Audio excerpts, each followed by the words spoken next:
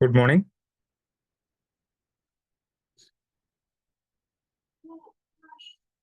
Audible ആണല്ലോ അല്ലേ? Recording in progress.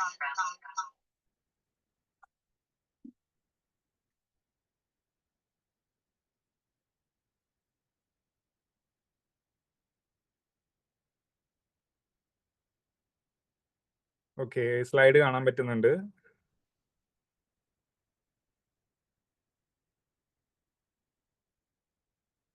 Okay,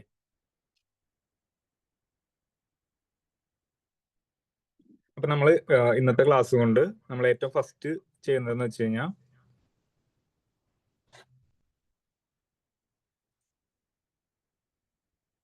ഏറ്റവും ഫസ്റ്റ് ഒരു സെക്കൻഡ്.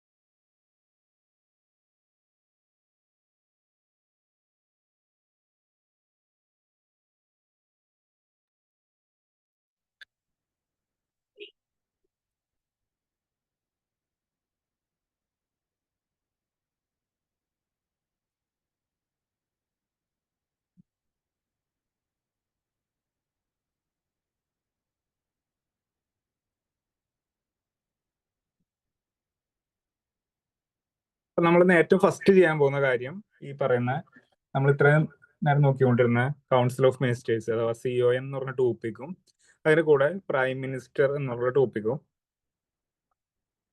നമ്മൾ തീർക്കും. ഓക്കെ, രണ്ടാമത് നമ്മൾ ചെയ്യുന്നത് ഇന്ന് പ്രിൻസിപ്പിൾസ് ഓഫ് മാനേജ്മെന്റ് സ്റ്റാർട്ട് ചെയ്യും എന്നുള്ളതാണ്. ഓക്കെ, അപ്പൊ ഇത് ഈ ഒരു ക്ലാസ് ഞാനിത് ഇന്ന് എടുത്ത് തീർത്തിട്ട് ഇത് ക്ലോസ് ചെയ്തിട്ട് അടുത്ത ലിങ്ക് ആയിട്ടായിരിക്കും നിങ്ങൾക്ക് POM ക്ലാസ് ഇടുന്നത് കേട്ടോ. അപ്പൊ ഇതിന്റെ ഇടയിൽ എപ്പോഴാണ് തീരുന്നതെന്ന് വെച്ചാൽ അതനുസരിച്ചിട്ട് ഒരു ബ്രേക്ക് ഉണ്ടാവും. അത് കഴിഞ്ഞിട്ട് അടുത്ത ക്ലാസ് സെഷൻ സ്റ്റാർട്ട് ചെയ്യുള്ളൂ കേട്ടോ. ഓക്കെ, എല്ലാവരും എത്തിയോ? ഓക്കെ ആണോ? വോയിസ് പ്രശ്നമൊന്നുമില്ലല്ലോ?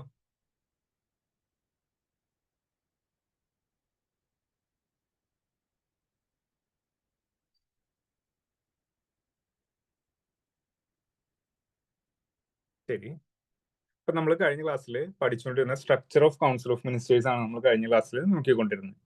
ഓക്കെ, അപ്പൊ ഈ structure of council of ministers എന്ന് പറഞ്ഞ ടോപ്പിക്കിൽ നമ്മൾ 3 സ്ട്രക്ചറിലായിട്ടാണ് നമ്മുടെ കൗൺസിൽ ഓഫ് മിനിസ്റ്റേഴ്സ് നിലവിലുള്ളതെന്ന് നമ്മൾ പറഞ്ഞു. അതായത് നിലവിൽ നമുക്ക് 3 സ്ട്രക്ചറിലായിട്ടാണ് ഈ പറയുന്ന കൗൺസിൽ ഓഫ് മിനിസ്റ്റേഴ്സ് എന്നുള്ള കാര്യം. ഒന്ന് ക്യാബിനറ്റ് മിനിസ്റ്റർ, രണ്ടാമത് മിനിസ്റ്റർ ഓഫ് സ്റ്റേറ്റ് എന്ന് പറയുന്ന ഒരു സ്ട്രക്ചറും മൂന്നാമത് ഡെപ്യൂട്ടി മിനിസ്റ്റർ എന്ന് പറഞ്ഞിട്ടുള്ള ഒരു സ്ട്രക്ചർ. ഓക്കെ, അപ്പൊ ഇങ്ങനെ 3 സ്ട്രക്ചറിലാണ് നമുക്ക് ഇപ്പോഴത്തെ അറ്റ് പ്രസന്റ് ഈ കൗൺസിൽ ഓഫ് മിനിസ്റ്റേഴ്സിന്റെ സ്റ്റാറ്റസ് എന്ന് പറഞ്ഞിട്ടുണ്ടെങ്കിൽ. ഇൻഡിപെൻഡൻസിന്റെ സമയത്ത് നമുക്ക് 5 സ്ട്രക്ചർ ഉണ്ടായിരുന്നു. ഈ 5 സ്ട്രക്ചറിൽ നിന്ന് മാറ്റി 3 സ്ട്രക്ചർ ആക്കിയിട്ടുള്ള ഒരു ഫോർമേഷന് റെക്കമെൻഡേഷൻ കൊടുത്തത് ആരാണ്, ഏത് കമ്മിറ്റിയാണ് എന്ന് ചോദിച്ചു കഴിഞ്ഞാൽ ഗോപാലസ്വാമി അയ്യങ്കാർ കമ്മിറ്റി എന്നുള്ളതാണ് അതിന്റെ ഉത്തരം. ഗോപാലസ്വാമി അയ്യങ്കാർ കമ്മിറ്റി. എന്താണ് ഗോപാലസ്വാമി കമ്മിറ്റി റെക്കമെൻഡ് ചെയ്തതെന്ന് വെച്ച് കഴിഞ്ഞാൽ 5 ടയർ ഉണ്ടായിരുന്ന ആ ഒരു കൗൺസിൽ ഓഫ് മിനിസ്റ്റേഴ്സിന്റെ സ്ട്രക്ചറിനെ മാറ്റി 3 ടയറിലേക്ക് മാറ്റിയ ആ ഒരു കമ്മിറ്റിയുടെ പേരാണ് ഈ പറയുന്ന ഗോപാലസ്വാമി അയ്യങ്കാർ കമ്മിറ്റി എന്നുള്ളത്. ഓക്കെ, അപ്പൊ കൗൺസിൽ ഓഫ് മിനിസ്റ്റേഴ്സിന്റെ സ്ട്രക്ചർ നിലവിൽ 3 ടയർ ആണ് എന്ന് മനസ്സിലാക്കി വെക്കുക. ഏതൊക്കെയാണ് ആ ടയർ എന്ന് വെച്ച് കഴിഞ്ഞാൽ ഒന്ന് cabinet ministers, 2 minister of state, മൂന്നാമത്തെ ഡെപ്യൂട്ടി മിനിസ്റ്റർ എന്ന് പറഞ്ഞിട്ടുള്ള ഒരു ഇത്. നിലവിൽ പല സ്ഥലങ്ങളിലും നമുക്ക് ഈ പറഞ്ഞ ഡെപ്യൂട്ടി മിനിസ്റ്റർ എന്ന് പറഞ്ഞൊരു ഇത് കാണാനായിട്ട് പറ്റൂല. മിനിസ്റ്റർ ഓഫ് സ്റ്റേറ്റും minister of state for independent ഇതാണ് നമുക്കിപ്പോൾ നിലവിൽ ഉള്ളത്. ഓക്കെ, ഇനി അടുത്ത നമുക്കൊരു ടേബിൾ നോക്കാം. ഈ കൗൺസിൽ ഓഫ് മിനിസ്റ്റേഴ്സും മിനിസ്റ്റേഴ്സിന്റെ ക്യാബിനറ്റ് മിനിസ്റ്റേഴ്സും തമ്മിലുള്ള വ്യത്യാസങ്ങൾ എന്തൊക്കെയാണ് എന്നുള്ളത് ജസ്റ്റ് ഒന്ന് മനസ്സിലാക്കാൻ വേണ്ടിയിട്ടുള്ള ഒരു സ്ലൈഡ് നമുക്കൊന്ന് നോക്കാം. ഓക്കെ, കൗൺസിൽ ഓഫ് മിനിസ്റ്റേഴ്സും ക്യാബിനറ്റ് മിനിസ്റ്റേഴ്സും എന്നുള്ള ശരിക്കും നമ്മൾ പഠിച്ചു. കൗൺസിൽ ഓഫ് മിനിസ്റ്റേഴ്സ് എന്ന് പറയുന്നത് ഒരുപാട് ആളുകളുടെ എണ്ണം ഉള്ളതാണ്. ഇപ്പൊ നിലവിൽ ഒരു 10, 60, 70 മിനിസ്റ്റേഴ്സിന്റെ അടുത്ത് നമുക്ക് കൗൺസിൽ ഓഫ് മിനിസ്റ്റേഴ്സിന്റെ ടോട്ടൽ ഒരു എണ്ണം എടുത്തു കഴിഞ്ഞാൽ അതിനകത്ത് ഉണ്ടാവും. അതായത് ഈ കൗൺസിൽ ഓഫ് മിനിസ്റ്റേഴ്സിൽ ആരൊക്കെയാണ്? ഈ 3 ടയറിലുള്ള ആൾക്കാരാണ് ഈ കൗൺസിൽ ഓഫ് മിനിസ്റ്റേഴ്സിൽ ഉള്ളത്. Cabinet ministers, minister of independent charge, അതല്ലാതെ തന്നെ മിനിസ്റ്റർ ഓഫ് സ്റ്റേറ്റ്. ഓക്കെ, അപ്പൊ ഇത്രയും പേര് ഉൾക്കൊണ്ട് നിലവിൽ ഇപ്പൊ നമുക്കൊരു 70 മിനിസ്റ്റേഴ്സിന്റെ അടുത്ത് നിലവിലുണ്ട്. പക്ഷെ ഇവരിൽ നിന്നെല്ലാം വ്യത്യസ്തമായിട്ട് ഏറ്റവും ടോപ്പ് റാങ്കിലുള്ള ഒരു ക്യാബിനറ്റ് മിനിസ്റ്റേഴ്സിന്റെ സ്ട്രക്ചർ കൂടി ഉണ്ട്. ആ സ്ട്രക്ചറിലുള്ളതെന്ന് പറഞ്ഞാൽ 15-20 മിനിസ്റ്റേഴ്സ് ആണ് നമുക്ക് നിലവിൽ ഉള്ളത് എന്നുള്ളതാണ്. ഓക്കെ, അപ്പൊ നിലവിൽ ഇതിന്റെ സ്ട്രെങ്ത് ഒന്ന് നോക്കുക. 60-70 മിനിസ്റ്റേഴ്സ് ആണ് കൗൺസിൽ ഓഫ് മിനിസ്റ്റേഴ്സ് എന്ന് പറയുന്ന ആ ഒരു സ്ട്രക്ചറിൽ ടോട്ടൽ ആയിട്ട് നമുക്ക് പറയാനുള്ളത്. അതായത് എത്ര കൗൺസിൽ ഓഫ് മിനിസ്റ്റേഴ്സ് ഉണ്ട് നമുക്കൊന്ന് ചോദിച്ചു കഴിഞ്ഞാൽ ഒരു 70ന്റെ അടുത്ത് ഉള്ള ഒരു എണ്ണമാണ് നമുക്ക് കിട്ടുക. ക്യാബിനറ്റ് മിനിസ്റ്റേഴ്സ് എത്രയുണ്ട് എന്ന് ചോദിച്ചു കഴിഞ്ഞാൽ അത് 15-20. അതാണ് നമ്മൾ നേരത്തെ ഏറ്റവും ഫസ്റ്റ് നോക്കിയ കാര്യം. ഈ ഏതാണ് സുഷമല്ല നിർമ്മല സീതാരാമൻ പ്രൈം മിനിസ്റ്റർ ആയിട്ടുള്ള മോദി, അമിത് ഷാ, രാജ്നാഥ് സിംഗ്, ഇവരൊക്കെ വരുന്ന ആ ഒരു 10-15 പേരുടെ ഒരു സ്ട്രക്ചറാണ് നമ്മുടെ ഈ പറയുന്ന ക്യാബിനറ്റ് മിനിസ്റ്റേഴ്സ് എന്നുള്ള ഒരു ഇതിനകത്ത് വരിക. അപ്പൊ യൂഷ്വലി ഇതാണ് നമ്പർ. അതിനനുസരിച്ചിട്ടൊക്കെ വേരിയേഷനും കാര്യങ്ങളൊക്കെ ഉണ്ടാവും. കൗൺസിൽ ഓഫ് മിനിസ്റ്റേഴ്സ് ഇവരെ കൂടാതെ മിനിസ്റ്റർ ഓഫ് ഇൻഡിപെൻഡൻസ് ചാർജും മിനിസ്റ്റർ ഓഫ് സ്റ്റേറ്റും ഇതെല്ലാം കൂടി കൂട്ടിയിട്ട് ഡെപ്യൂട്ടി മിനിസ്റ്റർ ഉണ്ടെങ്കിൽ അവരും കൂടി കൂട്ടിയിട്ടാണ് ഈ 60-70 പേര് വരുന്നത് എന്നുള്ളത് മനസ്സിലാക്കുക. അതായത് ടോട്ടല് ഇവരുടെ കോമ്പോസിഷൻ എന്ന് പറയുന്നത് എല്ലാവരും കൂടിയിട്ടാണ് കൗൺസിൽ ഓഫ് മിനിസ്റ്റേഴ്സ് എന്ന് പറയുന്നത്. ക്യാബിനറ്റ് മിനിസ്റ്റേഴ്സ് എന്ന് പറഞ്ഞാൽ ക്യാബിനറ്റ് എന്ന് പറഞ്ഞിട്ടുണ്ടെങ്കിൽ ക്യാബിനറ്റ് മിനിസ്റ്റേഴ്സ് മാത്രം അടങ്ങുന്ന ആ ഒരു സ്ട്രക്ചറിനാണ് നമ്മൾ ക്യാബിനറ്റ് എന്ന് പറയുന്നത്. ഓക്കെ, അപ്പൊ ഈ പറയുന്ന ക്യാബിനറ്റ് കൗൺസിൽ ഓഫ് മിനിസ്റ്റേഴ്സ് എന്ന് പറഞ്ഞിട്ടുള്ള ഒരു പദം നമ്മുടെ കോൺസ്റ്റിറ്റ്യൂഷനിൽ മെൻഷൻ ചെയ്യുന്നുണ്ടോ?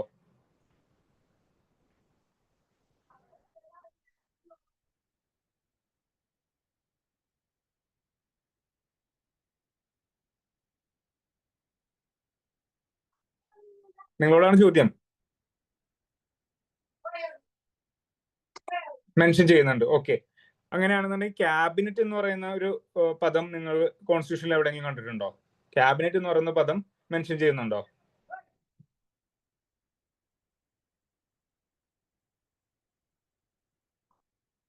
തെറ്റാണ് എന്ന് നോ പറയുന്നുണ്ടെങ്കിൽ അത് തെറ്റാണ്. യെസ് ആണ് ആൻസർ കേട്ടോ. ആർട്ടിക്കിൾ 352 പറയുന്നുണ്ട് ക്യാബിനറ്റ് എന്നുള്ള ടേം. ഓക്കെ, അപ്പൊ ആർട്ടിക്കിൾ 352 ഒന്ന് ജസ്റ്റ് കഴിഞ്ഞ ക്ലാസ്സിൽ നമ്മൾ പഠിച്ചതാണ്. ഒന്ന് ജസ്റ്റ് എടുത്ത് വെച്ചിട്ട് വായിച്ചു നോക്കുക. ഓക്കെ, അപ്പോൾ അതിന്റെ അർത്ഥം എന്ന് പറയുന്നത് കൗൺസിൽ ഓഫ് മിനിസ്റ്റേഴ്സ് എന്ന് പറയുന്ന ടേമും അതേപോലെ തന്നെ ക്യാബിനറ്റ് മിനിസ്റ്റേഴ്സ് എന്നുള്ള ടേമും, ഇത് രണ്ട് ടേമുകളും കൗൺസിൽ ഓഫ് മിനിസ്റ്റേഴ്സും ക്യാബിനറ്റ് മിനിസ്റ്റേഴ്സും രണ്ടും കോൺസ്റ്റിറ്റ്യൂഷനിൽ മെൻഷൻഡ് ആണ് എന്നുള്ള കാര്യം മറന്നു പോവാതെ തന്നെ ഓർത്തിരിക്കുക. ഓക്കെ, ചിലപ്പോൾ നിങ്ങൾക്ക് സ്റ്റേറ്റ്മെന്റ് ആയിട്ട് തരാൻ പോകുന്നതായിരിക്കും the term cabinet is not where mention in the constitution. അതേപോലെ തന്നെ ഫെഡറേഷൻ എന്നുള്ളത് എവിടെയെങ്കിലും മെൻഷൻ ചെയ്തിട്ടുണ്ടോ? അങ്ങനത്തെ രീതിയിലൊക്കെ ക്വസ്റ്റ്യൻസ് വരുന്നത് നിങ്ങൾ കണ്ടിട്ടുണ്ടോ? അപ്പൊ അതേപോലെ തന്നെ വരാനുള്ള സാധ്യതയുള്ള ചോദ്യമാണ് ക്യാബിനറ്റ് എന്നുള്ള പദം കോൺസ്റ്റിറ്റ്യൂഷനിൽ മെൻഷൻ ചെയ്തിട്ടുണ്ടോ എന്ന് ചോദിച്ചാൽ മെൻഷൻ ചെയ്തിട്ടുണ്ട്. കൗൺസിൽ ഓഫ് മിനിസ്റ്റേഴ്സ് മെൻഷൻ ചെയ്തിട്ടുണ്ടോ എന്ന് ചോദിച്ചു കഴിഞ്ഞാൽ എന്തായാലും തീർച്ചയായിട്ടും കൊടുത്തിട്ടുണ്ട്. അതിന് വേണ്ടിയിട്ട് തന്നെ ഒരു ആർട്ടിക്കിൾ ഉണ്ട് എന്നുള്ളതാണ്. ഓക്കെ, അപ്പോ ഈ രണ്ട് കാര്യങ്ങൾ കൗൺസിൽ ഓഫ് മിനിസ്റ്റേഴ്സിന്റെയും ക്യാബിനറ്റിന്റെയും കാര്യത്തിൽ മറന്നുപോകാതെ ഓർത്തിരിക്കാം. ഓക്കെ,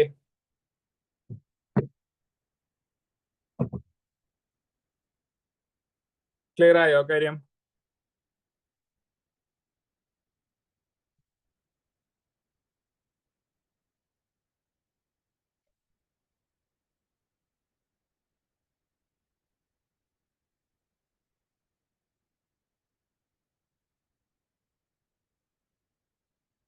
ഇന്ന് ബസ് സമരം കാരണം ഓൺലൈനിലും ഓഫ്ലൈനിലും എല്ലാവർക്കും കൂടി ഓൺലൈനിലുള്ള ക്ലാസ് ആണ്. ഓഫ്ലൈനിലെ പിള്ളേരൊന്നും കാണുന്നില്ലല്ലോ. ഇവിടെ ഉണ്ടോ? അത് കേറിയില്ലേ 10:45 ക്ലാസ് എന്ന് പറഞ്ഞിട്ട്?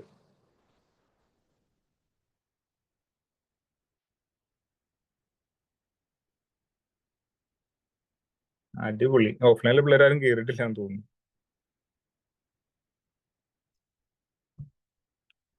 ഉണ്ട്. ഓക്കെ, ശരി, നമുക്ക് അടുത്ത ടോപ്പിക്കിലേക്ക് പോവാം.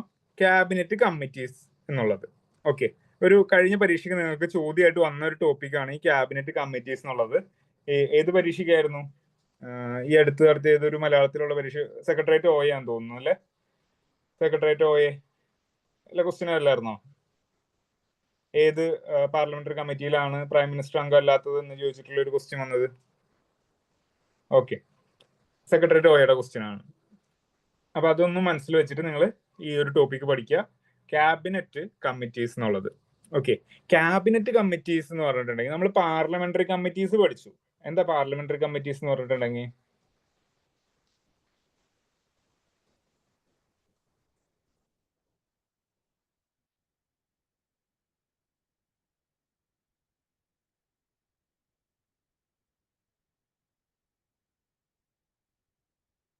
എന്താണ് പാർലമെന്ററി കമ്മിറ്റീസ് എന്ന് പറഞ്ഞിട്ടുണ്ടെങ്കിൽ? ആൻസർ വരട്ടെ.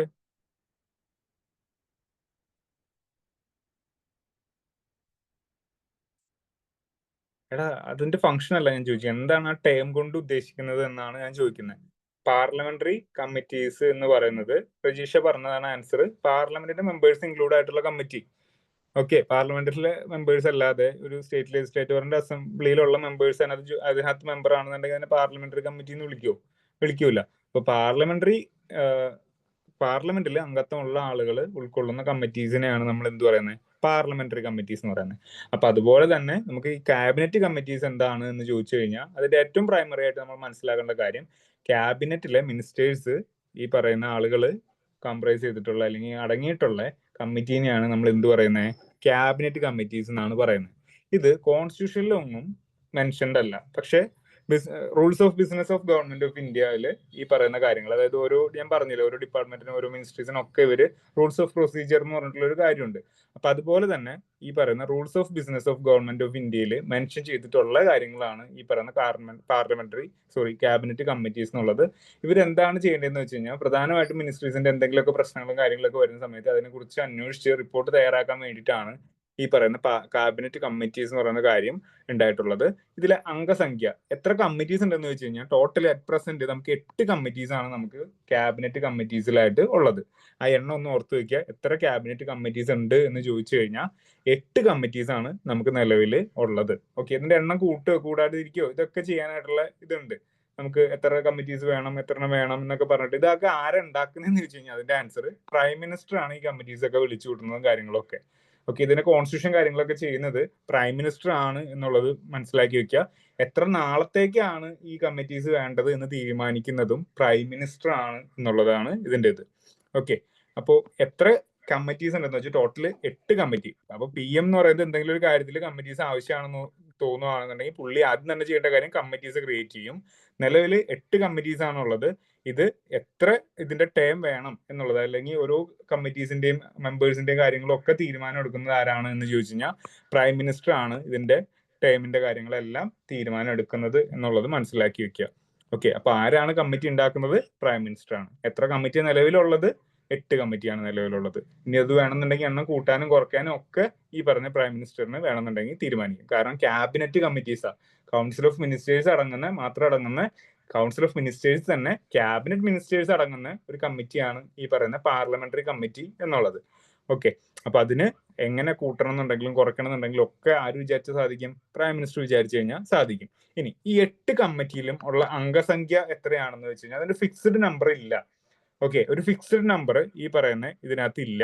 എത്ര ആളുകളുടെ എണ്ണം എന്ന് വെച്ച് കഴിഞ്ഞാൽ പ്രൈം മിനിസ്റ്ററുടെ ഡിസ്ക്രിപ്ഷൻ അനുസരിച്ചിട്ട് കൂടുകയോ കുറയ്ക്കോ, അല്ലെങ്കിൽ അവരുടെ ഡ്യൂട്ടീസിന്റെ ഇതനുസരിച്ചിട്ട് കൂടുകയോ കുറയ്ക്കോ എങ്ങനെയാണെന്ന് വെച്ച് കഴിഞ്ഞാൽ അതിനകത്ത് വേരി ചെയ്യും എന്നുള്ളതാണ്. അതായത് മെമ്പർഷിപ്പ് എന്നുള്ളത് വേരി ചെയ്യും എന്നുള്ളതാണ്. ഇനി ഇതില് നമുക്ക് കഴിഞ്ഞ പരീക്ഷയ്ക്ക് ചോദിച്ച കാര്യം എന്ന് വെച്ച് കഴിഞ്ഞാൽ, താഴെ തന്നിരിക്കുന്ന കമ്മിറ്റിയിൽ ഏത് കമ്മിറ്റീനെയാണ് പ്രൈം മിനിസ്റ്റർ ചെയർ ചെയ്യാത്തത് എന്നുള്ളതാണ്. അപ്പൊ ഈ ടോട്ടല് 8 കമ്മിറ്റീസ് നമുക്ക് ഉണ്ടെന്നുണ്ടെങ്കിൽ ആ 8-ല് 6 ചെയർ ചെയ്യുന്നത് ആരാണ് എന്ന് ചോദിച്ചു കഴിഞ്ഞാൽ പ്രൈം മിനിസ്റ്റർ ആണ്. ഓക്കെ, 6 കമ്മിറ്റീസിലും ചെയർമാൻ ആരാണ് എന്ന് ചോദിച്ചു കഴിഞ്ഞാൽ പ്രൈം മിനിസ്റ്റർ ആണ് അതിന്റെ ചെയർമാൻ. പുള്ളിയാണ് 8 കമ്മിറ്റീസും വിളിച്ചു കൂട്ടുന്നത്. ആ 8-ല് 6 പുള്ളി തന്നെയാണ് അതിനകത്തത്. ഓക്കെ, ബാക്കിയുള്ള 2 കമ്മിറ്റിയിൽ പുള്ളി അംഗമായിരിക്കില്ല. അതിന്റെ മെമ്പേഴ്സ് നമുക്ക് നോക്കാം. അപ്പോൾ 6 പ്രൈം മിനിസ്റ്റർ തന്നെയായിരിക്കും ചെയർമാൻ എന്നുള്ളത് മനസ്സിലാക്കി വെക്കുക. ഇത് ഇവരുടെ മെയിൻ ആയിട്ടുള്ള ഫംഗ്ഷൻ എന്താണെന്ന് വെച്ച് കഴിഞ്ഞാൽ നമ്മൾ പറഞ്ഞു ഇൻക്രീസ് എഫക്റ്റീവ്നെസ് ആണ്. ഒരു കമ്മിറ്റി എന്തെങ്കിലും ഒരു കാര്യത്തിന് ഉണ്ടാക്കി അതിനെക്കുറിച്ച് അന്വേഷിച്ച് റിപ്പോർട്ട് വെക്കുകയും അതേപോലെ തന്നെ ക്യാബിനറ്റിന്റെ വർക്ക് ലോഡ് കുറയ്ക്കാൻ വേണ്ടിയിട്ടും ഉണ്ടാക്കിയിട്ടുള്ള കമ്മിറ്റീസ് ആണ് ഈ ക്യാബിനറ്റ് കമ്മിറ്റീസ് എന്ന് പറയുന്നത്. ഓക്കെ, അപ്പൊ ഇത് ഓരോരോ കമ്മിറ്റീസിൽ ഓരോരോ മെമ്പേഴ്സിനെ ക്യാബിനറ്റ് മിനിസ്റ്റേഴ്സിനെ എടുത്തു വെച്ചിട്ട് അവർക്കുള്ള വർക്ക് ഡെലിഗേഷൻ കാര്യങ്ങളൊക്കെയാണ് ഇവർ ചെയ്ത് ഈ കമ്മിറ്റിയിൽ കൊടുക്കുന്നത്. 2019 വരെ നമുക്ക് നിലവിലുണ്ടായിരുന്ന 6 കമ്മിറ്റീസ് ആണ്. അത് കഴിഞ്ഞിട്ട് 2 കമ്മിറ്റീസും കൂടി എക്സ്ട്രാ കയറി ചേർന്നിട്ടുണ്ട് 2019 cabinet committee on employment and skill development എന്നുള്ള ഒരു കമ്മിറ്റിയും അതേപോലെ തന്നെ cabinet committee on investment and growth എന്നുള്ള 2 കമ്മിറ്റീസ് ആണ് ഏറ്റവും ലേറ്റസ്റ്റ് ആയിട്ട് ഫോം ചെയ്തത്. ഓക്കെ, ഏറ്റവും ലേറ്റസ്റ്റ് ആയിട്ട് ഫോം ചെയ്തിട്ടുള്ള 2 കമ്മിറ്റീസ് ആണ്. ഒന്ന് cabinet committee on employment and skill development, അതേപോലെ തന്നെ cabinet committee on investment and growth എന്നുള്ളത്. Okay, employment, skill development. അപ്പൊ നമുക്ക് ആ ഒരു സമയത്ത് നമ്മൾ ആലോചിച്ചാൽ മതി, നമ്മുടെ പ്രൈം മിനിസ്റ്റർ കുറെ യൂത്തിന്റെ സ്കില്ല് ഡെവലപ്പ് ചെയ്യാനായിട്ടുള്ള കുറെ പ്രോഗ്രാംസും കാര്യങ്ങളൊക്കെ കൊണ്ടുവന്നിട്ടുണ്ട് ആ ഒരു പീരീഡിൽ. അപ്പൊ നമ്മൾ പോകുന്ന വഴിക്ക് ITയുടെ ഫ്രണ്ടിലും ഒക്കെ നോക്കി വെച്ചാൽ ഈ ഒരു സമയത്ത് ITയിലൊക്കെ ഒരുപാട് കുട്ടികൾക്ക് അഡ്മിഷൻ കിട്ടാൻ ഭയങ്കര ഒരു തള്ളും തിരക്ക്. എഞ്ചിനീയറിംഗിന്റെ ഇതിനേക്കാൾ കൂടുതൽ ഇതിനകത്തൊക്കെ അഡ്മിഷൻസ് കിട്ടാനായിരുന്നു കൂടുതൽ. ഇത് കുറെ എഞ്ചിനീയറിംഗ് സീറ്റ് ഒക്കെ വേക്കന്റ് ആയിട്ട് കിടക്കുന്ന സമയത്ത്, അതായത് ഞങ്ങളൊക്കെ പഠിച്ചിറങ്ങി കഴിഞ്ഞിട്ട് കുറെ ഈ പറയുന്നതിനകത്ത് KTU ഒക്കെ വന്ന സമയത്ത് എഞ്ചിനീയറിംഗിന്റെ സീറ്റ് ഒരുപാട് കിടക്കുകയും ഈ പറയുന്ന ITയുടെ സീറ്റുകളിലൊന്നും പിള്ളേരെ കിട്ടാനില്ലാത്തൊരു അവസ്ഥ വന്നിട്ടുണ്ടായിരുന്നു. അപ്പൊ അതെന്ന് പറഞ്ഞാൽ ഇതേപോലെ ഒരുപാട് പ്രോഗ്രാംസ് അവര് കൊണ്ടുവന്നു. അപ്പൊ അതേപോലെ തന്നെ ഈ പറയുന്ന cabinet committee on investment and growth എന്നുള്ളൊരു ഇത് ഈ എക്കണോമിനെ ബൂസ്റ്റ് ചെയ്യാൻ വേണ്ടിയിട്ടൊക്കെ ഒരുപാട് കാര്യങ്ങൾ ഈ പറയുന്ന മോദി ഗവൺമെന്റ് വന്നേ പിന്നെ ചെയ്തിട്ടുണ്ട്. ടാക്സ് റേറ്റും കാര്യങ്ങളൊക്കെ കൂട്ടിയെങ്കിലും അതൊരു പരിധി വരെയൊക്കെ നമുക്ക് എഫക്റ്റീവ് ആണെന്നും പറയാം. ഓക്കെ, അപ്പൊ അങ്ങനെ നോക്കുന്ന സമയത്ത് നമുക്ക് 2 കമ്മിറ്റീസ് 2019 ഉണ്ടായിട്ടുണ്ടെന്നുള്ളത് ഓർത്ത് വയ്ക്കുക. ഇതിന്റെ ഈ 2 കമ്മിറ്റിയുടെ അല്ലാട്ടോ പ്രൈം മിനിസ്റ്റർ ചെയർമാൻ ആയിട്ടുള്ള, ഇത് ലേറ്റസ്റ്റ് ആയിട്ട് ഫോം ചെയ്തിട്ടുള്ള കമ്മിറ്റീസ് ആണ്. അപ്പോൾ മനസ്സിലാക്കുക, ഒന്ന് എംപ്ലോയ്മെന്റ് ആൻഡ് സ്കിൽ ഡെവലപ്മെന്റും ഇൻവെസ്റ്റ്മെന്റ് ആൻഡ് ഗ്രോത്തും, ഇത് രണ്ടും 2019 സെറ്റപ്പ് ചെയ്തതാണ്. ഓക്കെ, ക്ലിയർ ആയോ അത്?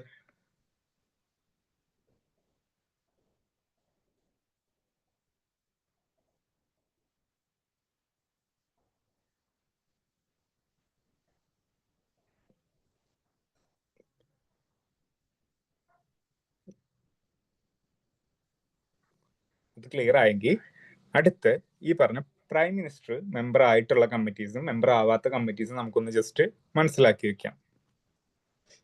ഇത് നോക്കിയേ, 8 ക്യാബിനറ്റ് കമ്മിറ്റീസിന്റെ ലിസ്റ്റ് ഞാൻ ഇവിടെ കൊടുത്തിട്ടുണ്ട്. നോക്കുക ഏതൊക്കെയാ കമ്മിറ്റി എന്ന് നോക്കുക.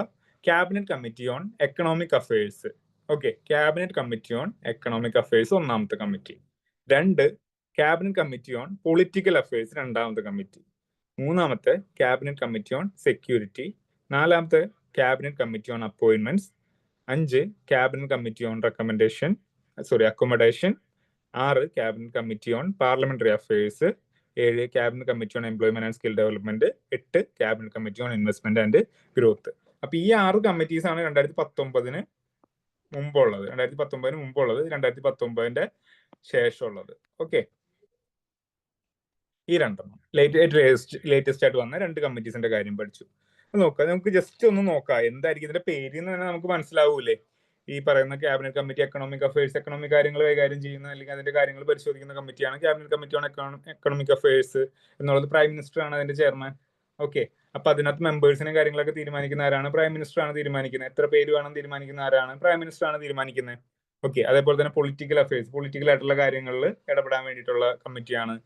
സെക്യൂരിറ്റിയുടെ കാര്യങ്ങൾ ഇതാക്കാനായിട്ടുള്ളതാണ്. എന്തെങ്കിലും കാര്യങ്ങളെ കുറിച്ചിട്ട് പ്രസിഡന്റ് അപ്പോയിന്റ് ചെയ്യുന്ന നേവി, ആർമി, എയർഫോഴ്സിന്റെ ഇതിന്റെയൊക്കെ ആരെയാണ് അതിനകത്ത് ചീഫ് ആക്കേണ്ടത്, ചെയർമാൻ ആക്കേണ്ടത് എന്നൊക്കെ പ്രസിഡന്റ് ആണ് തീരുമാനിക്കുന്നത് ഉണ്ടെങ്കിൽ കൂടിയും അതിനകത്ത് അഡ്വൈസ് കൊടുക്കുക എന്ന് പറയുന്നത് കൗൺസിൽ ഓഫ് മിനിസ്റ്റേഴ്സിന്റെ ഇതാണ്, ഡ്യൂട്ടിയാണ്. അപ്പൊ അതിന് വേണ്ടിയിട്ട് ഉണ്ടാക്കിയിട്ടുള്ളതാണ് കമ്മിറ്റി ഓൺ അപ്പോയിന്റ്മെന്റ്സ് എന്നുള്ളത്.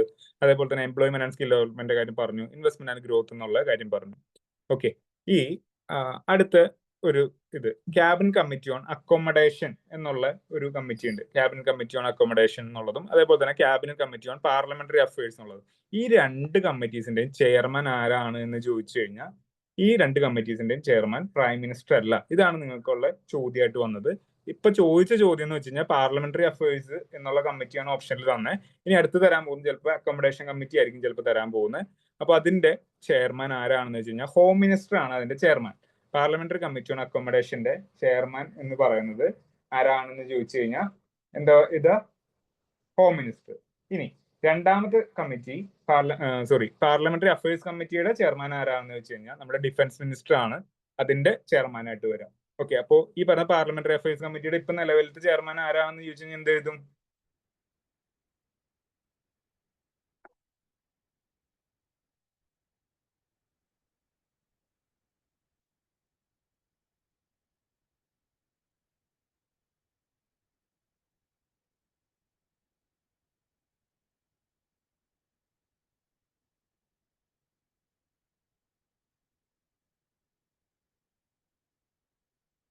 രാജ്നാഥ് സിംഗ്.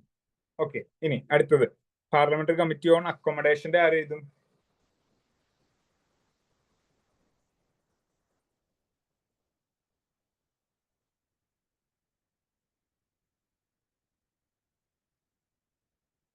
അമിത്ഷാ. ഓക്കെ, അമിത്ഷായാണ്. അപ്പൊ ഈ രണ്ടെണ്ണം ഞാൻ ഈ റെഡി കൊടുത്തിട്ടുള്ള രണ്ടെണ്ണം നോട്ട് ചെയ്ത് വെക്കുക കേട്ടോ. പാർലമെന്ററി കമ്മിറ്റി ഓൺ അക്കോമഡേഷനും parliamentary committee on parliamentary affairs, ഇത് രണ്ടിന്റെയും ചെയർമാൻ ആരായിരിക്കും എന്നുള്ളതും കൂടി നോക്കി വെക്കുക. അപ്പൊ ഓൾറെഡി ഒരെണ്ണം ചോദിച്ചു, ഇനി അടുത്ത് ചോദിക്കാൻ പോകുന്നത് ഈ കമ്മിറ്റി ആയിരിക്കാനാണ് സാധ്യത. ഓക്കെ, അപ്പൊ cabinet committee on accommodation home minister ആണ്. ബാക്കിയുള്ള 8 കമ്മിറ്റീസ് ഉണ്ട് എന്നുള്ളത് മനസ്സിലാക്കി വെക്കുക. ആ 8 കമ്മിറ്റീസിന്റെയും ചെയർമാൻ പ്രൈം മിനിസ്റ്റർ ആയിരിക്കും എന്നുള്ളതും മനസ്സിലാക്കുക. ഓക്കെ,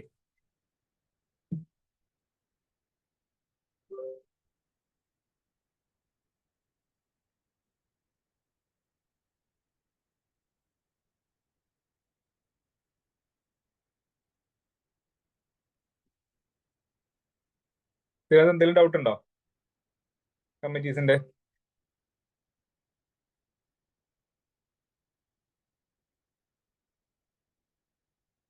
അക്കോമഡേഷൻ കമ്മിറ്റി എന്ന് വെച്ച് കഴിഞ്ഞാൽ മെയിൻ ആയിട്ട് നമ്മുടെ ഈ ഗവൺമെന്റിന്റെ ഇപ്പൊ ഈ ഇന്ത്യൻ പ്രസിഡന്റിന്റെ ഒക്കെ വസതികൾ കാര്യങ്ങളൊക്കെ ഇല്ലേ, അല്ലെങ്കിൽ അവരുടെ സ്റ്റേ, അങ്ങനത്തെ അക്കോമഡേറ്റ് ചെയ്യാനുള്ള കാര്യങ്ങളെ കുറിച്ചൊരു തീരുമാനം എടുക്കുന്ന ഒരു കമ്മിറ്റിയാണ്.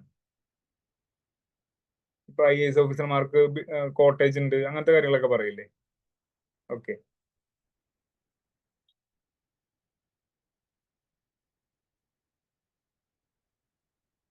പിന്നെ ഓഫീസ് സ്പേസുകളുടെ കാര്യങ്ങൾ, അങ്ങനത്തെ ഈ ഒരു എന്താണ് ഹൗസിംഗ് ആയിട്ട് റിലേറ്റ് ചെയ്തപ്പെട്ട ഒരു കമ്മിറ്റിയാണ് ഈ അക്കോമഡേഷൻ എന്ന് പറയുന്നത്. താമസം എന്നല്ല മലയാളത്തിൽ പറയാ, അക്കോമഡേറ്റ് ചെയ്യുക എന്ന് പറഞ്ഞു, അതിനുള്ള കമ്മിറ്റിയാണ് അത്. അപ്പൊ അത് ഹോം മിനിസ്റ്റർ അവിടെ നോക്കിയാൽ മതി. ഹോം അല്ല, അക്കോമഡേഷൻ ഹോം എന്നുള്ളതല്ലേ. നമ്മളെവിടെ അക്കോമഡേറ്റ് ചെയ്യുന്ന ആരെങ്കിലും ഗസ്റ്റ് വന്നിട്ടുണ്ടെങ്കിൽ ഹോമില്, ഹോം മിനിസ്റ്റർ ആണ് അതിൻ്റെ ഇത്. അടുത്ത് പറഞ്ഞോട്ടെ.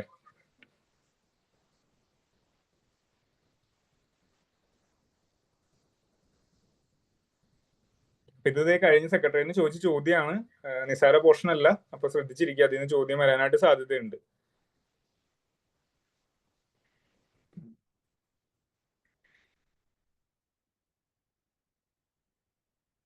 ഇനി അടുത്തൊരു സംഭവമാണ് ക്യാബിനറ്റ് സെക്രട്ടേറിയറ്റ് എന്ന് പറഞ്ഞിട്ടുണ്ടെങ്കിൽ ജസ്റ്റ് മനസ്സിലാക്കിയിരുന്നാൽ മതി. നിന്നൊക്കെ ചോദ്യങ്ങൾ ചോദിക്കാനുള്ള സാധ്യത എന്ന് പറഞ്ഞാൽ വളരെ മിനിമം ആണ്. പക്ഷെ ഇങ്ങനത്തെ സംഭവങ്ങളൊക്കെ ഉണ്ടെന്നുള്ളത് നിങ്ങളൊന്ന് മനസ്സിലാക്കിയിരുന്നാൽ മതി. ഓക്കെ, അടുത്തത് ക്യാബിനറ്റ് സെക്രട്ടേറിയറ്റ് എന്നുള്ളതാണ്. അതായത് ക്യാബിനറ്റ് സെക്രട്ടേറിയറ്റ് എന്ന് ഉദ്ദേശിച്ചു കഴിഞ്ഞാൽ നമ്മുടെ എന്താണ്, ഒരു മന്ത്രിസഭ നമ്മൾ രൂപീകരിച്ച്, ക്യാബിനറ്റ് മിനിസ്റ്റേഴ്സിന്റെ ഒരു സഭ രൂപീകരിച്ചെങ്കിൽ ഇവരുടെ കാര്യങ്ങളെല്ലാം തീർപ്പാക്കാൻ വേണ്ടി ഒരു സെപ്പറേറ്റ് ഒരു ഭരണ സംവിധാനം ഉണ്ട്. അതിനാണ് നമ്മൾ ഈ പറയുന്ന ക്യാബിനറ്റ് സെക്രട്ടേറിയറ്റ്. നമ്മുടെയൊക്കെ പറയില്ലേ സെക്രട്ടേറിയറ്റ്, നമ്മൾ പഠിക്കുന്ന സെക്രട്ടേറിയറ്റ് അസിസ്റ്റന്റാണ്. നമ്മുടെ മന്ത്രിമാരുടെ കാര്യങ്ങൾ ഇതൊക്കെ തീരുമാനിക്കാൻ വേണ്ടിയിട്ട് ഒരു സെക്രട്ടേറിയറ്റ് അവിടെ ഉണ്ട് എന്നുള്ളത് തിരുവനന്തപുരത്ത് ഉണ്ടെന്ന് പറയില്ലേ.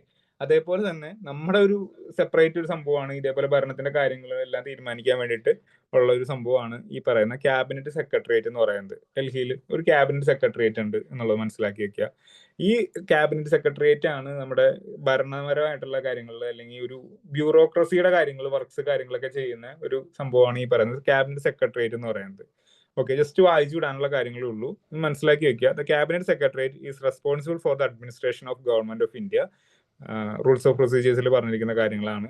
It facilitates smooth transaction of business in ministries, departments of the government, provide secretary assistance to the cabinet and its committees, ensure inter-ministerial coordination, ensures that the president, vice president and ministers are kept informed of major activities of all ministries and departments, ironing out difference amongst ministries, departments and creates consensus, management of major crisis situations in the country headed by the cabinet secretary.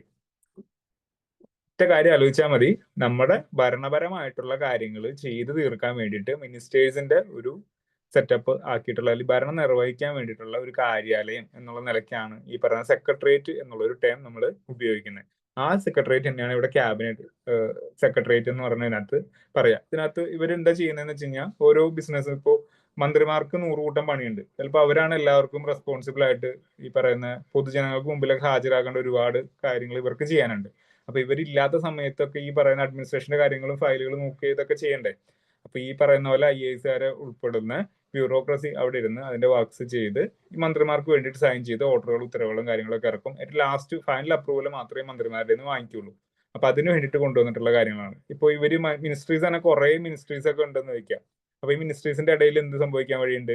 തെറ്റിദ്ധാരണകളും കാര്യങ്ങളൊക്കെ സംഭവിക്കാനും വഴിയുണ്ട്. എന്തെങ്കിലുമൊക്കെ ഒരു ഡിപ്പാർട്ട്മെന്റിന്റെ work തന്നെ ചിലപ്പോൾ ചില സമയത്ത് ആ വർക്ക് ഈ ഡിപ്പാർട്ട്മെന്റിനാണോ ഈ മിനിസ്ട്രിക്കാണോ എന്നൊക്കെ പറഞ്ഞിട്ട് ഇത് വരാറുണ്ട്. അതായത് ഇപ്പൊ നമുക്ക് ഒരു കാര്യം ആലോചിക്കുക. ഇപ്പൊ നമ്മുടെ ഒരു സിസ്റ്റത്തിലാണെന്നുണ്ടെങ്കിൽ ഒരാൾ ഒരു അപേക്ഷ തന്ന ഒരു പരാതി തീർപ്പാക്കാനായിട്ട് നമ്മൾ ഇരിക്കുന്ന സമയത്ത് ഒരു തപാൽ സെക്ഷൻ എന്ന് പറഞ്ഞിട്ട് സെക്ഷൻ നമുക്കുണ്ട്. ഈ തപാൽ സെക്ഷനാണ് ഈ പറയുന്ന കിട്ടുന്ന അപേക്ഷകൾ മൊത്തം ഏത് സെക്ഷനിലേക്കാണ് പോകണ്ടേ എന്നുള്ളത് തീരുമാനിക്കുന്നത്. അപ്പൊ ഈ തപാൽ സെക്ഷൻ നമ്പർ ഇട്ട് കൊടുത്തിട്ടാണ് ഈ പരാതികളും അവർ കിട്ടുന്ന അപേക്ഷകൾ എന്താണെങ്കിലും ആ അപേക്ഷ ഓരോരോ ഓഫീസർക്ക് പോവാം. അപ്പൊ ഈ പോകുന്ന അപേക്ഷ എപ്പോഴും നമ്മുടെ സെയിം സീറ്റ് തന്നെ വന്നോളണം നിർബന്ധമൊന്നുമില്ല. അതായത് ചിലപ്പോൾ സീറ്റ് മാറിയൊക്കെ അപേക്ഷകളും കാര്യങ്ങളൊക്കെ പോവാറുണ്ട്. അപ്പൊ സീറ്റ് മാറിയും ഇതൊക്കെ അപേക്ഷകൾ പോവാണെന്നുണ്ടെങ്കിൽ നമ്മൾ എന്ത് ചെയ്യും? നേരിട്ട് ഇത് എന്റെ ഒന്നല്ല എന്ന് പറഞ്ഞിട്ട് നമ്മൾ കീറി കളയോ? ഇല്ലല്ലോ. അപ്പൊ അങ്ങനെ ചെയ്യാൻ പാടില്ല. കീറി കളയല്ല ചെയ്യുക. നേരെ ഒന്നുകിൽ നമ്മൾ തിരിച്ച് ആ സെക്ഷനിലേക്ക് അത് ഹാൻഡ് ഓവർ ചെയ്യുക, അതിനുള്ള പരിപാടികൾ ചെയ്യുക എന്നുള്ളതാണ് നമ്മൾ ചെയ്യേണ്ട കാര്യം. അല്ലെങ്കിൽ തിരിച്ച് തപാൽ സെക്ഷൻ തന്നെ കൊണ്ടുപോയി കൊടുക്കുക എന്നുള്ളതാണ് അതിന്റെ പ്രൊസീജിയർ എന്ന് പറയുന്നത്. അപ്പൊ ഇങ്ങനെ തർക്കങ്ങളും കാര്യങ്ങളൊക്കെ ഉണ്ടാകാനുള്ള സാധ്യത കൂടുതലാണ്. അതുപോലെ തന്നെ എന്റെ വർക്കാണോ നിന്റെ വർക്കാണോ എന്ന് പറഞ്ഞിട്ടുള്ള അടി അവിടെ വേറൊരു രീതിയിൽ വരാറുണ്ട്. അപ്പൊ ഇതെല്ലാം പരിഹരിക്കുക എന്നുള്ളൊരു കാര്യങ്ങൾ മൊത്തം ചെയ്യുന്നതെന്ന് പറഞ്ഞാൽ ഈ ഭരണ സംവിധാനമായിട്ടുള്ള സെക്രട്ടേറിയറ്റ് ആണ് ചെയ്യുന്നത് എന്നുള്ളതാണ്. ഓക്കെ, എന്ത് പ്രശ്നം ഉണ്ടായി കഴിഞ്ഞാലും അതിന്റെ ഉത്തരവാദിത്തം കാര്യങ്ങളൊക്കെ ചെയ്യുന്നത് അല്ലെങ്കിൽ തീരുമാനങ്ങൾക്ക് എടുക്കാനുള്ള ഒരു അവകാശവും കാര്യങ്ങളും ഉള്ളത് ഈ പറയുന്ന കൗൺസിൽ ഓഫ് മിനിസ്റ്റേഴ്സും തന്നെയാണെങ്കിൽ കൂടിയും അത് നിർവഹിക്കുന്നത് ആരിൽ കൂടെയാണ് എന്ന് ചോദിച്ചു കഴിഞ്ഞാൽ ഈ പറയുന്ന ക്യാബിനറ്റ് സെക്രട്ടേറിയറ്റ് കൂടെയാണ്. ഈ ക്യാബിനറ്റ് സെക്രട്ടേറിയറ്റിന്റെ ഉന്നതമായിട്ടുള്ള ഉദ്യോഗസ്ഥനാണ് അടുത്ത് നമ്മൾ പഠിക്കാൻ പോകുന്ന ക്യാബിനറ്റ് സെക്രട്ടറി എന്നുള്ളത്. Cabinet secretary is the highest ranking official and civil servant in the Indian government. Indian ഗവൺമെന്റിന്റെ ഏറ്റവും ഉയർന്ന പൊസിഷനിൽ ഇരിക്കുന്ന സിവിൽ സർവീസ് ഉദ്യോഗസ്ഥൻ ആരാണോ അയാളാണ് ക്യാബിനറ്റ് സെക്രട്ടറി എന്ന് പറയുന്നത്. It is the ex officio head of the civil service board. Civil service ബോർഡിന്റെ എക്സ് ഒഫീഷ്യോ ചെയർമാൻ ആരാണ് എന്ന് ചോദിച്ചു കഴിഞ്ഞാൽ ഈ ക്യാബിനറ്റ് സെക്രട്ടറി എന്നുള്ളതാണ്. ഈ പുള്ളി തന്നെയാണ് IASന്റെയും ഈ സിവിൽ സർവീസിന്റെ ഒക്കെ ഹെഡ് ആയിട്ടുള്ള ഏറ്റവും മുകളിലുള്ള ഉദ്യോഗസ്ഥൻ ആരാണ് എന്ന് ചോദിച്ചു കഴിഞ്ഞാൽ ക്യാബിനറ്റ് സെക്രട്ടറി എന്നുള്ളതാണ് അതിന്റെ ഇത്. ക്യാബിനറ്റ് സെക്രട്ടറിയുടെ ടൈം എന്ന് പറയുന്നത് ഏറ്റവും സീനിയർ ആയിട്ടുള്ള ഒരാളെ ആയിരിക്കും അതിനകത്ത് വെക്കുക. അതായത് 56 വയസ്സ് ഒക്കെ ആവുന്നതിന് മുമ്പ് ഇവര് ഈ ക്യാബിനറ്റ് സെക്രട്ടറി എന്ന് പറഞ്ഞ പോസ്റ്റിലേക്ക് എത്തണം എന്നുണ്ടെങ്കിൽ അപ്പൊ അവർ എത്ര വയസ്സിൽ കയറിയിട്ടുണ്ടാവണം എന്നുള്ളത് ആലോചിച്ച് നോക്കി. 21 വയസ്സിലൊക്കെ IAS ആയിട്ട് കയറി കഴിഞ്ഞാലൊക്കെയാണ് ഈ ക്യാബിനറ്റ് സെക്രട്ടറി പോസ്റ്റിലേക്കൊക്കെ ഏറ്റവും ഹയസ്റ്റ് ആയിട്ട് കയറി എത്തുള്ളൂ. ഓക്കെ, അപ്പൊ അവരുടെ ടൈം എന്ന് പറഞ്ഞാൽ മാക്സിമം 4 വർഷമൊക്കെയാണ് കിട്ടാറുള്ളൂ. 2010 4 വർഷം എന്നൊക്കെ പറഞ്ഞാൽ പക്ഷെ 4 വർഷം ഒന്നും കിട്ടാറില്ല. അതിന് മുമ്പ് തന്നെ അവർ റിട്ടയർ ആയി പോകാനുള്ള സാധ്യതയൊക്കെ വളരെ കൂടുതലാണ്.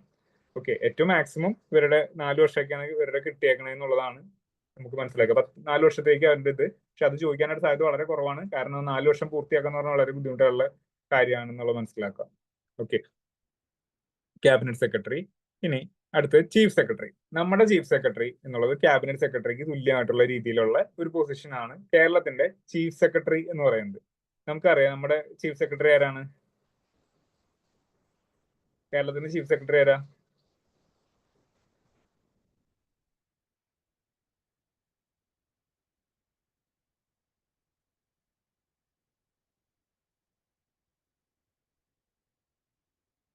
ഉത്തരം നിങ്ങൾക്ക് അറിയാം. ജയതിലകാണ് നിങ്ങൾക്ക് അറിയാം ഉത്തരം. ഓക്കെ, അപ്പൊ അതിന്റെ നമുക്ക് ഈ പറയുന്ന ക്യാബിനറ്റ് മിനിസ്റ്ററീസിൽ ഈ പറയുന്ന ചീഫ് സെക്രട്ടറിക്ക് എന്തൊക്കെ റോൾ ഉണ്ടോ ആ റോൾ തന്നെയാണ് ഇവിടെ ചീഫ് സെക്രട്ടറി നമുക്ക് വേണ്ടിയിട്ട് ചെയ്യുന്നത് എന്നുള്ളത് മനസ്സിലാക്കി വെക്കുക.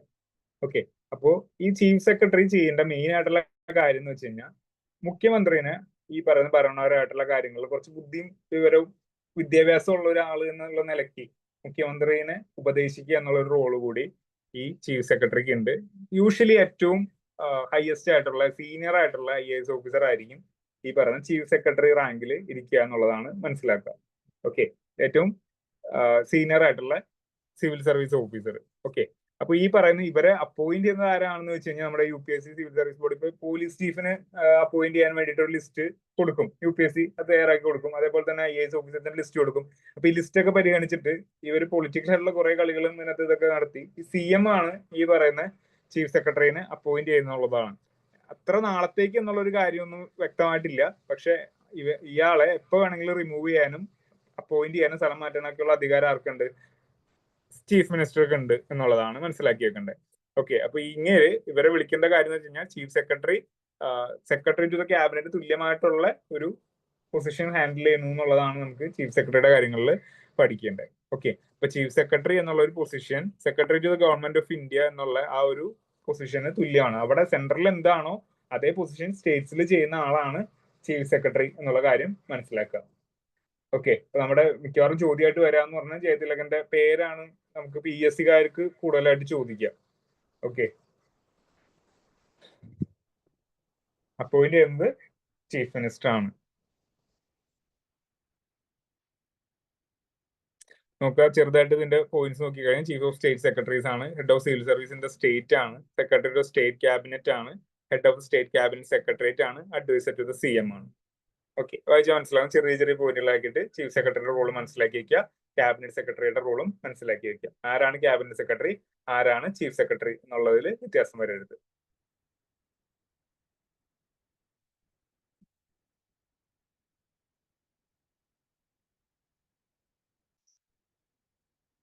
ഓക്കെ, അടുത്ത പറഞ്ഞോട്ടെ.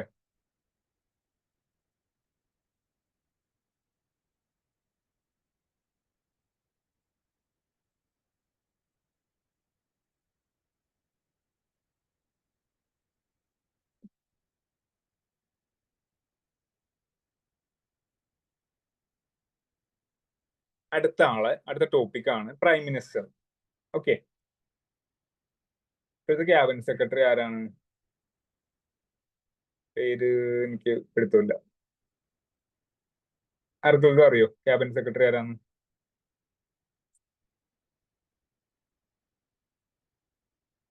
ജസ്റ്റ് ഒന്ന് ഗൂഗിൾ ചെയ്ത് നോക്കാം.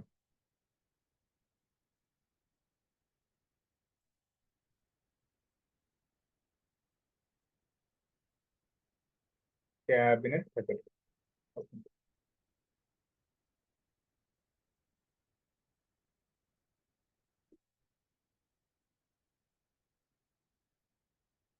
TV സോമനാഥൻ.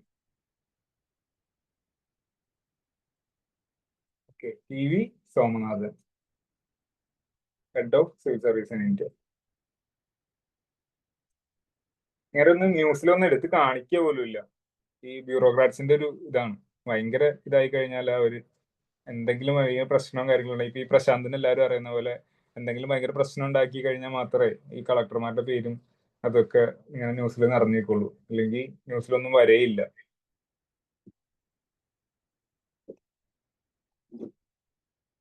ശരി, അടുത്ത ടോപ്പിക് പഠിച്ചോട്ടെ. Cabinet secretary TV Somanathan, chief secretary Jayathilak.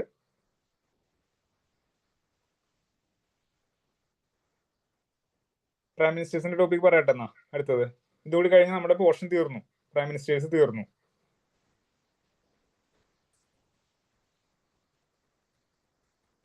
Okay, slide നോക്കുക. Prime minister de facto executive in the parliamentary system. De facto എന്ന് പറഞ്ഞു കഴിഞ്ഞാൽ എന്താ? ഡിഫാക്ടോ എക്സിക്യൂട്ടീവ് എന്ന് പറഞ്ഞാൽ എന്താ? ഡെഫാക്ട് എന്ന് പറഞ്ഞാൽ ഇൻഫാക്ട് എന്ന് പറഞ്ഞാൽ റിയൽ ആയിട്ട്. ഓക്കെ, അപ്പൊ റിയൽ എക്സിക്യൂട്ടീവ് ആരാണ് എന്ന് പറഞ്ഞിട്ടുണ്ടെങ്കിൽ നമ്മുടെ പാർലമെന്റ് സിസ്റ്റത്തില് റിയൽ എക്സിക്യൂട്ടീവ് എന്ന് പറയുന്ന ആളാണ് പ്രൈം മിനിസ്റ്റർ. നോമിനൽ ഹെഡ് ആരാണ്, അല്ലെങ്കിൽ നോമിനൽ എക്സിക്യൂട്ടീവ് ആരാണ് എന്നൊക്കെ ചോദിച്ചു കഴിഞ്ഞാൽ അതിന്റെ ഉത്തരവാണ് ഇന്ത്യൻ പ്രസിഡന്റ് എന്നുള്ളത്. ഓക്കെ, അപ്പൊ പ്രസിഡന്റിന്റെയും പ്രൈം മിനിസ്റ്റേഴ്സിന്റെയും ആ പേര് തന്നെയുള്ള ഒരു കാര്യം മനസ്സിലാക്കി വെക്കുക. റിയൽ ആരാണ്? പ്രൈം മിനിസ്റ്റർ ആണ്. നോമിനൽ ആരാണ്? പ്രസിഡന്റ് ആണ്. ഓക്കെ, ഈ പറയുന്ന പ്രൈം മിനിസ്റ്റർ ആണ് ഹെഡ് ഓഫ് ദി ഗവൺമെന്റ്. നമ്മൾ പഠിച്ചു, കൗൺസിൽ ഓഫ് മിനിസ്റ്റേഴ്സ് പഠിച്ച സമയത്ത് ഹെഡ് ഓഫ് ദ ഗവൺമെന്റ് ആണ്. ഈ പറയുന്ന കോൺഫറൻസ് ഓഫ് ലോക്സഭ എന്നുള്ള ഒരു കാര്യം നിലനിൽക്കുന്നിടത്തോളം ഈ പറയുന്ന Indian prime minister head of the government ആയിട്ട് തുടരും എന്നുള്ളതൊക്കെ നമ്മൾ പഠിച്ചു. അവിശ്വാസ പ്രമേയത്തിന്റെ കാര്യമൊക്കെ നോക്കിക്കഴിഞ്ഞാൽ അതൊക്കെ അങ്ങനെ എന്തെങ്കിലും സംഭവിച്ചു കഴിഞ്ഞാൽ മാത്രമേ ഗവൺമെന്റ് താഴ്പോളൂ. അല്ലാത്തടത്തോളം ഹെഡ് ഓഫ് ദി ഗവൺമെന്റ് ആരാണ് എന്ന് ചോദിച്ചു കഴിഞ്ഞാൽ പ്രൈം മിനിസ്റ്റർ ആണ് അതിന്റെ answer. Holds office during the pleasure of president. പ്രസിഡന്റിന്റെ ഇഷ്ടത്തിനനുസരിച്ചിട്ട് പുള്ളിക്ക് ഓഫീസ് ഹോൾഡ് ചെയ്യാനുള്ള ഇതുണ്ട്. പക്ഷെ അവിശ്വാസ പ്രമേയം അങ്ങനത്തെ എന്തെങ്കിലും കാര്യങ്ങളൊക്കെ വന്നു കഴിഞ്ഞാൽ പ്രസിഡന്റ് തന്നെ പറയും നമുക്ക് പരിപാടി നിർത്താം, നിങ്ങൾ രാജിവെച്ചോളാം എന്നൊക്കെ പറയും. അപ്പൊ അതുകൊണ്ട് പ്ലഷർ ഓഫ് ദി പ്രസിഡന്റ് ആണ് ഇവര് എൻജോയ് ചെയ്യുന്ന അത്രയും പൊസിഷൻ എന്നുള്ളത്. ഓക്കെ, അടുത്തത് ഫസ്റ്റ് എമംഗ് ദ ഈക്വൽസ് അഥവാ പ്രൈമസ് ഇന്റർ പാരസ് എന്ന് വിളിക്കുന്ന ആളാണ് ആര്? പ്രൈം മിനിസ്റ്റർ എന്നുള്ളത്. ഇതൊക്കെ നിങ്ങൾക്ക് അറിയുന്ന വളരെ സിമ്പിൾ ആയിട്ടുള്ള പോയിന്റുകളാണ്, ജസ്റ്റ് എഴുതിയിട്ടുണ്ടെന്ന് മാത്രമേ ഉള്ളൂ. ഓക്കെ, അപ്പോൾ ഡെ ഫാക്ടോ എന്ന് പറയുന്നത് പ്രൈം മിനിസ്റ്ററും ഡെ ജുവർ എന്ന് പറയുന്നത് പ്രസിഡന്റും ആണ് എന്നുള്ളതാണ്. ഓക്കെ, അപ്പൊ പ്രൈമസ് അടുത്ത വിശേഷണം തുല്യരിൽ ഒന്നാമൻ എന്ന് പ്രൈം മിനിസ്റ്റർക്ക് ഉള്ള വിശേഷണമാണ് എന്നുള്ള മനസ്സിലാക്കി വെക്കുക. തുല്യരിൽ ഒന്നാമൻ എന്ന് വിളിക്കുന്നത് ആരാണ് എന്ന് ചോദിച്ചു കഴിഞ്ഞാൽ പ്രൈം മിനിസ്റ്റർ ആണ് എന്നുള്ളത്. ഇനി ഇവോർഡ് ജെന്നിങ്സ് പ്രൈം മിനിസ്റ്റർ കൊടുത്ത ഒരു വിശേഷണം നോക്കുക. A son around which the planets revolve. A son around which the planets revolve എന്നുള്ള ഒരു കാര്യമാണ്. അതായത് കേന്ദ്രമായിട്ടുള്ള ആര്? നമ്മുടെ പ്ലാനറ്ററി സിസ്റ്റത്തില് കേന്ദ്രമായിട്ടുള്ളത് ആരാണ്? സൂര്യനാണ്. അപ്പൊ സൂര്യനാണ് ഇവിടെ പ്രൈം മിനിസ്റ്റർ എന്നുള്ള കാര്യത്തിൽ അവിടെ ഇതാക്കി വെക്കുക. ഓക്കെ. അതേപോലെ തന്നെ ഇതിന് ചുറ്റും കറങ്ങുന്ന 8 ഗ്രഹങ്ങളാണ് നമ്മുടെ പ്ലാനറ്റ്സ് എന്നുള്ളത്. 8 പ്ലാനറ്റ്സിനെ പോലെ തന്നെ ഈ സണ്ണിനെ ചുറ്റുന്നവരാണ് മൊത്തത്തിലുള്ള മന്ത്രിസഭ എന്നുള്ളതാണ് ഇവിടെ ജിബോർ ജെന്നിങ്സ് കൊടുത്ത വിശേഷണം. എന്താണ്? A son around which planets revolve, അല്ലെങ്കിൽ പ്ലാനറ്ററി സിസ്റ്റം എന്ന് പറയുന്ന പ്രസിഡന്റിനെ കൗൺസിൽ ഓഫ് മിനിസ്റ്റേഴ്സിനെ വിശേഷിപ്പിച്ചത് ആരാണ് എന്നൊക്കെ ചോദ്യം വന്നു കഴിഞ്ഞാൽ ജിബോർ ജെന്നിങ്സ് ആണ് അതിന്റെ ഉത്തരം. അതേപോലെ തന്നെ നമ്മുടെ ഈ പറയുന്ന വിശേഷങ്ങളൊക്കെ പ്രൈം മിനിസ്റ്റർക്ക് മാത്രമല്ല, അത് ഒരു പരിധി വരെ നമ്മൾ സ്റ്റേറ്റ്സ് ഇതിന്റെ ഇത് പഠിക്കുന്ന സമയത്ത് ചീഫ് മിനിസ്റ്റർക്കും ആപ്ലിക്കബിൾ ആണ്. അപ്പോൾ നമ്മൾ പഠിക്കുന്ന സമയത്ത് സ്റ്റേറ്റ് ലെജിസ്ലേച്ചർ ഇത് രണ്ടും കൂടി ഒന്നിച്ച് പഠിച്ചു കഴിഞ്ഞാൽ ഭയങ്കര എളുപ്പമാണ് ഇത് പഠിച്ചെടുക്കാനായിട്ട്. അവിടെ പ്രൈം മിനിസ്റ്റർക്ക് എന്ത് വിശേഷണം ഉണ്ടോ ആ വിശേഷണങ്ങളൊക്കെ നമ്മുടെ കേരള CM-നും ഉണ്ടെന്നുള്ളത് മനസ്സിലാക്കി വെക്കുക. എന്താണ്, ഈ കപ്പലിന് ഒരു കപ്പിത്താനുണ്ട് സാർ, ഈ കപ്പൽ മുങ്ങില്ല സാർ എന്നൊക്കെ പറഞ്ഞിട്ട് ഉള്ള ഇത് ട്രോളുകളും കാര്യങ്ങളും നിങ്ങൾ കേട്ടിട്ടില്ലേ? വീണ ജോർജ് പറയുന്ന. ഓക്കെ, അത് കേട്ടിട്ടില്ലേ? ഈ കപ്പലിന് ഒരു കപ്പിത്താനുണ്ട് സാർ എന്നൊക്കെ പറഞ്ഞിട്ട്. അപ്പൊ അങ്ങനെ ക്യാപ്റ്റൻ ഓഫ് ദ ഷിപ്പ് എന്നൊക്കെ വിശേഷണമുള്ള ആളാണ് ഈ പ്രൈം മിനിസ്റ്ററും. അതേപോലെ തന്നെ ചീഫ് മിനിസ്റ്റർക്കും അത് പറയും. ഓക്കെ, അപ്പൊ ഇവർ രണ്ടുപേരും ഓപ്ഷനിൽ ഉണ്ടാവില്ല, അത് ഉറപ്പായിട്ടും നോക്കിക്കോ. അപ്പൊ ഇവരുടെ വിശേഷണങ്ങൾ മനസ്സിലാക്കിയ ഈ കൗൺസിൽ ഓഫ് മിനിസ്റ്റേഴ്സിന്റെ സ്ട്രക്ചർ കാര്യങ്ങൾ നിങ്ങൾക്ക് ആക്കുകയാണെങ്കിൽ ഈ വിശേഷങ്ങളൊക്കെ നിങ്ങൾക്ക് കിട്ടും. അപ്പൊ അതത്ര വലിയ കാര്യമില്ല. ഇനി അടുത്തത് ഒരു ഇമ്പോർട്ടന്റ് ആയിട്ടുള്ള ഒരു ഡെഫിനിഷൻ നോക്കുക. ഡെഫിനിഷൻ അല്ല, ഒരു വിശേഷണം നോക്കുക. പ്രൈം മിനിസ്റ്ററിനെയും കൗൺസിൽ ഓഫ് മിനിസ്റ്റേഴ്സിനെയും H.J. ലസ്കി എന്ന് പറയുന്ന ഒരാള് വിശേഷിപ്പിച്ച ഒരു പോയിന്റ് നോക്കുക. Central to its formation, central to its life and central to its death എന്ന് പ്രൈം മിനിസ്റ്ററിനെയും കൗൺസിൽ ഓഫ് മിനിസ്റ്റേഴ്സിനെയും വിശേഷിപ്പിച്ചത് ആരാണ് എന്ന് ചോദിച്ചു കഴിഞ്ഞാൽ H.J. ലസ്കി എന്ന് പറയുന്ന ആളാണ്. Okay, H.J. ലസ്കി, അതൊന്ന് ഓർത്തു വെക്കുക, നല്ലൊരു വിശേഷണമാണ്. എന്താണ്? Central to its formation, central to its life and central to its death എന്ന് പറയുന്നത്. അതായത് സെൻട്രൽ ടു ഇറ്റ്സ് ഫോർമേഷൻ എന്ന് പറഞ്ഞാലോ, ഗവൺമെന്റ് ഫോം ചെയ്യാനായിട്ട് ഏറ്റവും സെൻട്രൽ ഹെഡ് വേണ്ടത് ആരാണ്? പ്രൈം മിനിസ്റ്റർ ആണ് വേണ്ടത്. അതിന് ചുറ്റുമാണ് ഈ പറയുന്ന കൗൺസിൽ ഓഫ് മിനിസ്റ്റേഴ്സ് നിൽക്കുക. Central to its formation, central to its life എന്ന് പറഞ്ഞാലോ, ഇതിന്റെ ആക്ടിവിറ്റീസും കാര്യങ്ങളും എല്ലാം കൺട്രോൾ ചെയ്യുന്നത് ആരാണ്? പ്രൈം മിനിസ്റ്റർ ആണ് കൺട്രോൾ ചെയ്യുന്നത്. പ്രൈം മിനിസ്റ്ററിന്റെ കൂടെ അതിന്റെ തീരുമാനങ്ങൾക്ക് അനുസരിച്ചിട്ടാണ് കൗൺസിൽ ഓഫ് മിനിസ്റ്റേഴ്സും കാര്യങ്ങളും എല്ലാം നിൽക്കുന്നത്. അപ്പൊ അതുകൊണ്ടാണ് ഈ സെൻട്രൽ ടു ഇറ്റ്സ് ലൈഫ് എന്ന് പറഞ്ഞാൽ. And central to its death എന്ന് പറഞ്ഞാലോ, ഇവര് പ്രൈം മിനിസ്റ്റർ രാജിവെച്ച് കൗൺസിൽ ഓഫ് മിനിസ്റ്റേഴ്സിനെ പിരിച്ചു വിട്ട് കഴിഞ്ഞാൽ എന്ത് സംഭവിക്കും? മന്ത്രിസഭ താഴെ പോവും. അതുകൊണ്ട് പുതിയ ഇലക്ഷന്, ലോക്സഭ ഡിസോൾവ് ആവും, പുതിയ ഇലക്ഷന് നേരിടേണ്ടി വരും. അപ്പൊ അതുകൊണ്ടാണ് സെൻട്രൽ ടു ഇറ്റ്സ് ഡെത്ത് എന്ന് പറയുന്നത്. H.J. ലസ്കി ആണ് ഈ ഒരു വിശേഷണം പ്രൈം മിനിസ്റ്റർക്കും കൗൺസിൽ ഓഫ് മിനിസ്റ്റേഴ്സിനെയും ചേർത്തിട്ട് പറഞ്ഞത് എന്ന് മനസ്സിലാക്കുക. അത് ഇമ്പോർട്ടന്റ് ചോദ്യമാണ്, അല്ലെങ്കിൽ ചോദ്യം എല്ലാ ഒരു വിശേഷണം ഒന്ന് നോട്ട് ചെയ്ത് വെക്കുക കേട്ടോ. Central to its formation, central to its life and central to its death എന്ന് പറഞ്ഞത് H.J. ലസ്കി.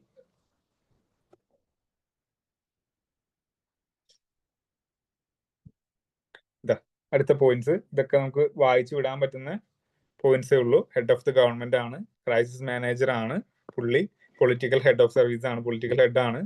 ഇനി എന്ത് പറ്റും, foreign policy of a country shape ചെയ്യണതിൽ പുള്ളിക്ക് നല്ലൊരു രീതിയിലുള്ള റോൾ ഉണ്ട്. അതായത് നമ്മുടെ നരേന്ദ്രമോദിയുടെ ഒരു ഏറ്റവും ഫസ്റ്റ് 2014 പുള്ളി അധികാരത്തിലേറ്റ സമയത്ത് ഏറ്റവും കൂടുതൽ ട്രോൾ കിട്ടിയ ഒരു കാര്യം എന്താണെന്ന് അറിയോ? നിങ്ങൾ ആ സമയത്തൊക്കെ നിങ്ങൾക്ക് ന്യൂസും കാര്യങ്ങളൊക്കെ ഫോളോ ചെയ്യുന്നുണ്ടെങ്കിൽ നിങ്ങൾക്ക് മനസ്സിലാവും, ഇങ്ങേര് പോവാത്ത സ്ഥലമില്ല. എല്ലാ രാജ്യങ്ങളിലും ഓട്ടി നടന്ന് പുള്ളി പ്രശ്നങ്ങൾ ഉണ്ടാക്കുമായിരുന്നു എന്നുള്ള, പ്രശ്നങ്ങളല്ല, നമുക്ക് നമ്മുടെ ട്രോളർമാർക്ക് പ്രശ്നങ്ങൾ ഉണ്ടാക്കുക എന്നുള്ളതായിരുന്നു നരേന്ദ്രമോദിയുടെ ഏറ്റവും വലിയൊരു ഹോബി എന്ന് പറയുന്നത്. കേരള PSC അത് നമ്മളോട് ചോദ്യമായിട്ട് തന്നെ ചോദിച്ചു ആ സമയത്ത്. എന്തായിരുന്നു ആ സമയത്ത് ചോദ്യം എന്ന് വെച്ച് കഴിഞ്ഞാൽ, നരേന്ദ്രമോദി അധികാരത്തിൽ വന്നിട്ട് ഏറ്റവും ആദ്യം സന്ദർശിച്ച രാജ്യം ഏതാണ് എന്നുള്ളത് ഒരു ചോദ്യമായിട്ട് തന്നെ PSC തന്നെ ചോദിച്ചു. ഓക്കെ, അത് ആ സമയത്ത് എനിക്ക് തോന്നുന്നു ഏതൊരു ആഫ്രിക്കൻ കൺട്രി എന്തോ ആയിരുന്നു പുള്ളി സന്ദർശിച്ചത്. അപ്പൊ അങ്ങനത്തെ ഒരു കാര്യത്തില് നമ്മൾ കേൾക്കാത്ത രാജ്യങ്ങൾ പോലും ഈ പറയുന്ന നരേന്ദ്രമോദി പോയി സന്ദർശിച്ചു എന്നുള്ളതാണ്. പക്ഷെ അതിന്റെ ആ അന്ന് സന്ദർശനങ്ങളും കാര്യങ്ങളൊക്കെ നടത്തി ഇത്രയധികം രാജ്യങ്ങളിലും എല്ലാ രാജ്യങ്ങളായിട്ട് പുള്ളി ഓടി നടന്ന്, ഇപ്പൊ കഴിഞ്ഞ ആഴ്ച തന്നെ ഒരെണ്ണത്തിൽ പോയിട്ടുണ്ടായിരുന്നു. കഴിഞ്ഞ ആഴ്ച എവിടെ പോയി? ഗാനയിലാന്ന് തോന്നുന്നു. ഗാനയിൽ പോയി. അതേപോലെ തന്നെ അമേരിക്കയിലെ ഏതൊരു സ്റ്റേറ്റിൽ, ജമൈക്കയിൽ എവിടെയോ പുള്ളി പോയിട്ടുണ്ടായിരുന്നു. ഓക്കെ, ഇവിടെയൊക്കെ ചെല്ലും. ഈ പറയുന്ന ഈ കഴിഞ്ഞ ആഴ്ച ഏതൊരു അവാർഡ് കിട്ടി പുള്ളിക്ക്, ഏത് രാജ്യത്തിന്റെ? അമേരിക്കയിലെ ഏതൊരു സ്റ്റേറ്റിന്റെയാണ്, ജമൈക്കാന്ന് തോന്നുന്നു. അവിടുത്തെ ഒരു വലിയ പ്രൈം മിനിസ്റ്റർ പ്രസിഡന്റ് ആരോ ഒരു പതക്കം അണിയിച്ച് നരേന്ദ്രമോദിയുടെ കഴുത്തിൽ കെട്ടിക്കുന്ന ഒരു സീനുണ്ട്. അപ്പൊ ഈ പറയുന്ന അവിടുത്തെ ഓണറി അവാർഡാണ്. ഓക്കെ, ഗാനയില്. അപ്പൊ ഇങ്ങനത്തെ ഓടി നടന്ന പുള്ളി എല്ലാ കാര്യങ്ങളിലും ഇടപെടും, എല്ലാ ഇവരായിട്ടൊക്കെ ട്രീറ്റീസും കാര്യങ്ങളൊക്കെ ഉണ്ടാക്കും. അതേപോലെ തന്നെ ഈ മെഡലും വാങ്ങിച്ചിട്ട് വരും. അപ്പൊ ഇതൊക്കെ കഴിഞ്ഞ് അന്ന് 2014 കഴിഞ്ഞ് 10 വർഷം കഴിഞ്ഞ് പിന്നെയാണ് എന്തിനാണ് ഈ കാര്യങ്ങളൊക്കെ ചെയ്തത് എന്നുള്ളതും, അത് കഴിഞ്ഞിട്ട് എന്തായിരുന്നു ആ ചെയ്തതിന്റെ ഗുണങ്ങൾ എന്തായിരുന്നു എന്നുള്ളതുമാണ് ഈ 2025 നമ്മുടെ ഓപ്പറേഷൻ സിന്ദൂർ കഴിഞ്ഞതിന് ശേഷം നമ്മൾ എല്ലാവർക്കും ഇത് മനസ്സിലായത്. പുള്ളീനെ ഇത്രയധികം ട്രോൾ ചെയ്തിട്ടുണ്ട്, നമ്മൾ കേരളീയർ മൊത്തം ഓടി ട്രോൾ ചെയ്തിട്ടുണ്ട്. പക്ഷെ അത് കഴിഞ്ഞ് 2025 നടന്നു കഴിഞ്ഞപ്പോൾ, ഈ പരിപാടി നടന്നു കഴിഞ്ഞപ്പോൾ, ഓപ്പറേഷൻ സിന്ദൂർ നടത്തിയ പഹൽഗാം അറ്റാക്ക് നടന്നതിന് ശേഷം എന്താ സംഭവിച്ചേ? ബാക്കിയുള്ള രാജ്യങ്ങളുടെ എല്ലാം സപ്പോർട്ട് നമുക്ക് കിട്ടി എന്നുള്ളതാണ്. ഒരുപാട് രാജ്യങ്ങൾ, ആകെ ഈ പാകിസ്ഥാനെ സപ്പോർട്ട് ചെയ്തായിട്ട് ആകെ 1-2 രാജ്യങ്ങൾ മാത്രം വന്ന സമയത്ത് ഇന്ത്യനെ സപ്പോർട്ട് ചെയ്തിട്ട് ഒരുപാട് രാജ്യങ്ങൾ വന്നിട്ടുണ്ടായിരുന്നു. ഓക്കെ, അപ്പൊ അതിനകത്ത് ഇവര് ഈ പറയുന്ന കൊളംബിയ, പനാമ, ഇങ്ങനെ കുറെ രാജ്യങ്ങൾ, ഈ ചെറിയ ചെറിയ രാജ്യങ്ങളാണെന്നൊക്കെ നമ്മൾ വിചാരിക്കുന്ന രാജ്യങ്ങളിൽ പോലും ഇന്ത്യക്ക് സപ്പോർട്ടായിട്ട് വന്നു. ആദ്യം അവർ ഇന്ത്യനെ ഇങ്ങനെ ചെയ്ത് ശരിയല്ല എന്ന് ടെററിസത്തിന്റെ ഭയങ്കര പ്രശ്നങ്ങളൊക്കെ ആക്കി പറഞ്ഞിട്ടുണ്ടെങ്കിൽ കൂടിയും അതിനുശേഷം പ്രൈം മിനിസ്റ്ററുടെ കോളും കാര്യങ്ങളൊക്കെ ചെയ്ത് കഴിഞ്ഞ പിന്നെ തൊട്ടടുത്ത മൊമെന്റിൽ ഈ കൊളംബിയൊക്കെ അവരുടെ ഇത് മാറ്റുന്നതാണ്, തീരുമാനം മാറ്റി ഇന്ത്യനെ സപ്പോർട്ട് ചെയ്യുന്ന ഒരു കാഴ്ചയാണ് നമുക്ക് കാണാൻ പറ്റിയത്. അപ്പൊ അത് കഴിഞ്ഞ 2 ആഴ്ച മുമ്പ് ശശി തരൂർ ഒരു ആർട്ടിക്കിളിൽ ഭയങ്കര വിശദമായിട്ട് ഇത് എഴുതിയിട്ടുണ്ടായിരുന്നു. എന്തിനാണ് ഈ ഓപ്പറേഷൻ സിന്ദൂർ കഴിഞ്ഞിട്ട് ഒരു ഇന്ത്യ 7 രാജ്യങ്ങളിൽ വീണ്ടും വിസിറ്റ് നടത്തിയതെന്നൊക്കെ പറഞ്ഞിട്ട് ഒരു നല്ലൊരു ആർട്ടിക്കിൾ ശശി തരൂരിന്റെ ഉണ്ടായിരുന്നു.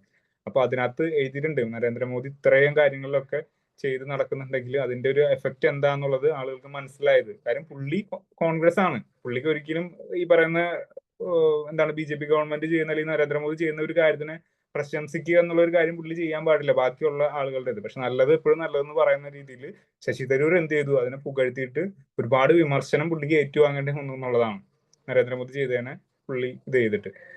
അപ്പൊ അതിന്റെ മീനിങ് എന്ന് പറഞ്ഞാൽ പുള്ളി അന്ന് ചെയ്ത കാര്യങ്ങളാണ് നമുക്ക് എന്ത് ചെയ്തിട്ട് വന്നത്, നമ്മുടെ കൂടെ നിൽക്കാനും ആളുണ്ട് എന്നൊക്കെയുള്ള കാര്യങ്ങൾ തീരുമാനം എടുത്തിട്ട് ഈ വന്നതെന്നുള്ളതാണ്. അപ്പൊ ഇന്ത്യ നരേന്ദ്രമോദി അങ്ങനെ പോയിട്ടുണ്ട് എന്ന് വെച്ചിട്ട് നമുക്ക് ട്രോളാനുള്ള ഒരു സൗണ്ട് ഇല്ല.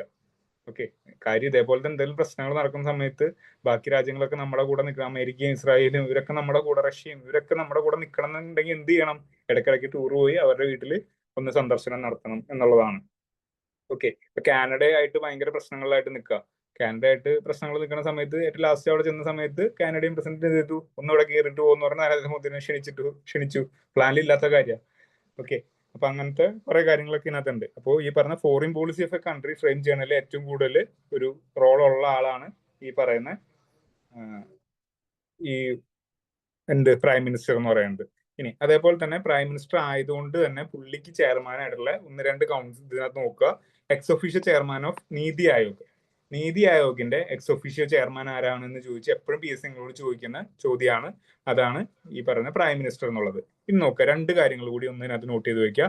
നാഷണൽ ഇന്റഗ്രേഷൻ കൗൺസിലിന്റെ ചെയർമാൻ ആരാണ് എന്ന് ചോദിച്ചു കഴിഞ്ഞാൽ പ്രൈം മിനിസ്റ്റർ ആണ്.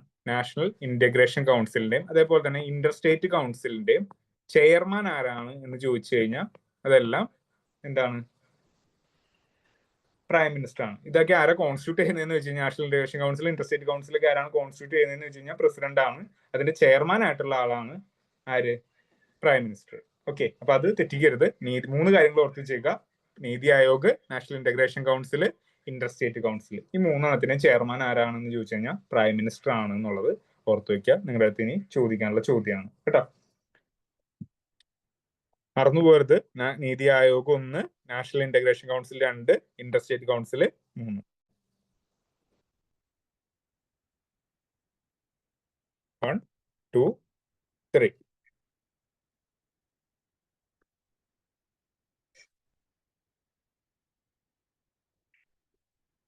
ഇനി അടുത്തൊരു കാര്യം നോക്കാം. ഈ പ്രൈം മിനിസ്റ്ററിന്റെ അപ്പോയിന്റ്മെന്റ്. ശരിക്കും പറഞ്ഞാൽ കോൺസ്റ്റിറ്റ്യൂഷനിൽ പുള്ളീനെ എങ്ങനെയാണ് അപ്പോയിന്റ് ചെയ്യേണ്ട രീതി എന്നുള്ളൊരു കാര്യം വ്യക്തമായിട്ട് എഴുതിയിട്ടില്ല.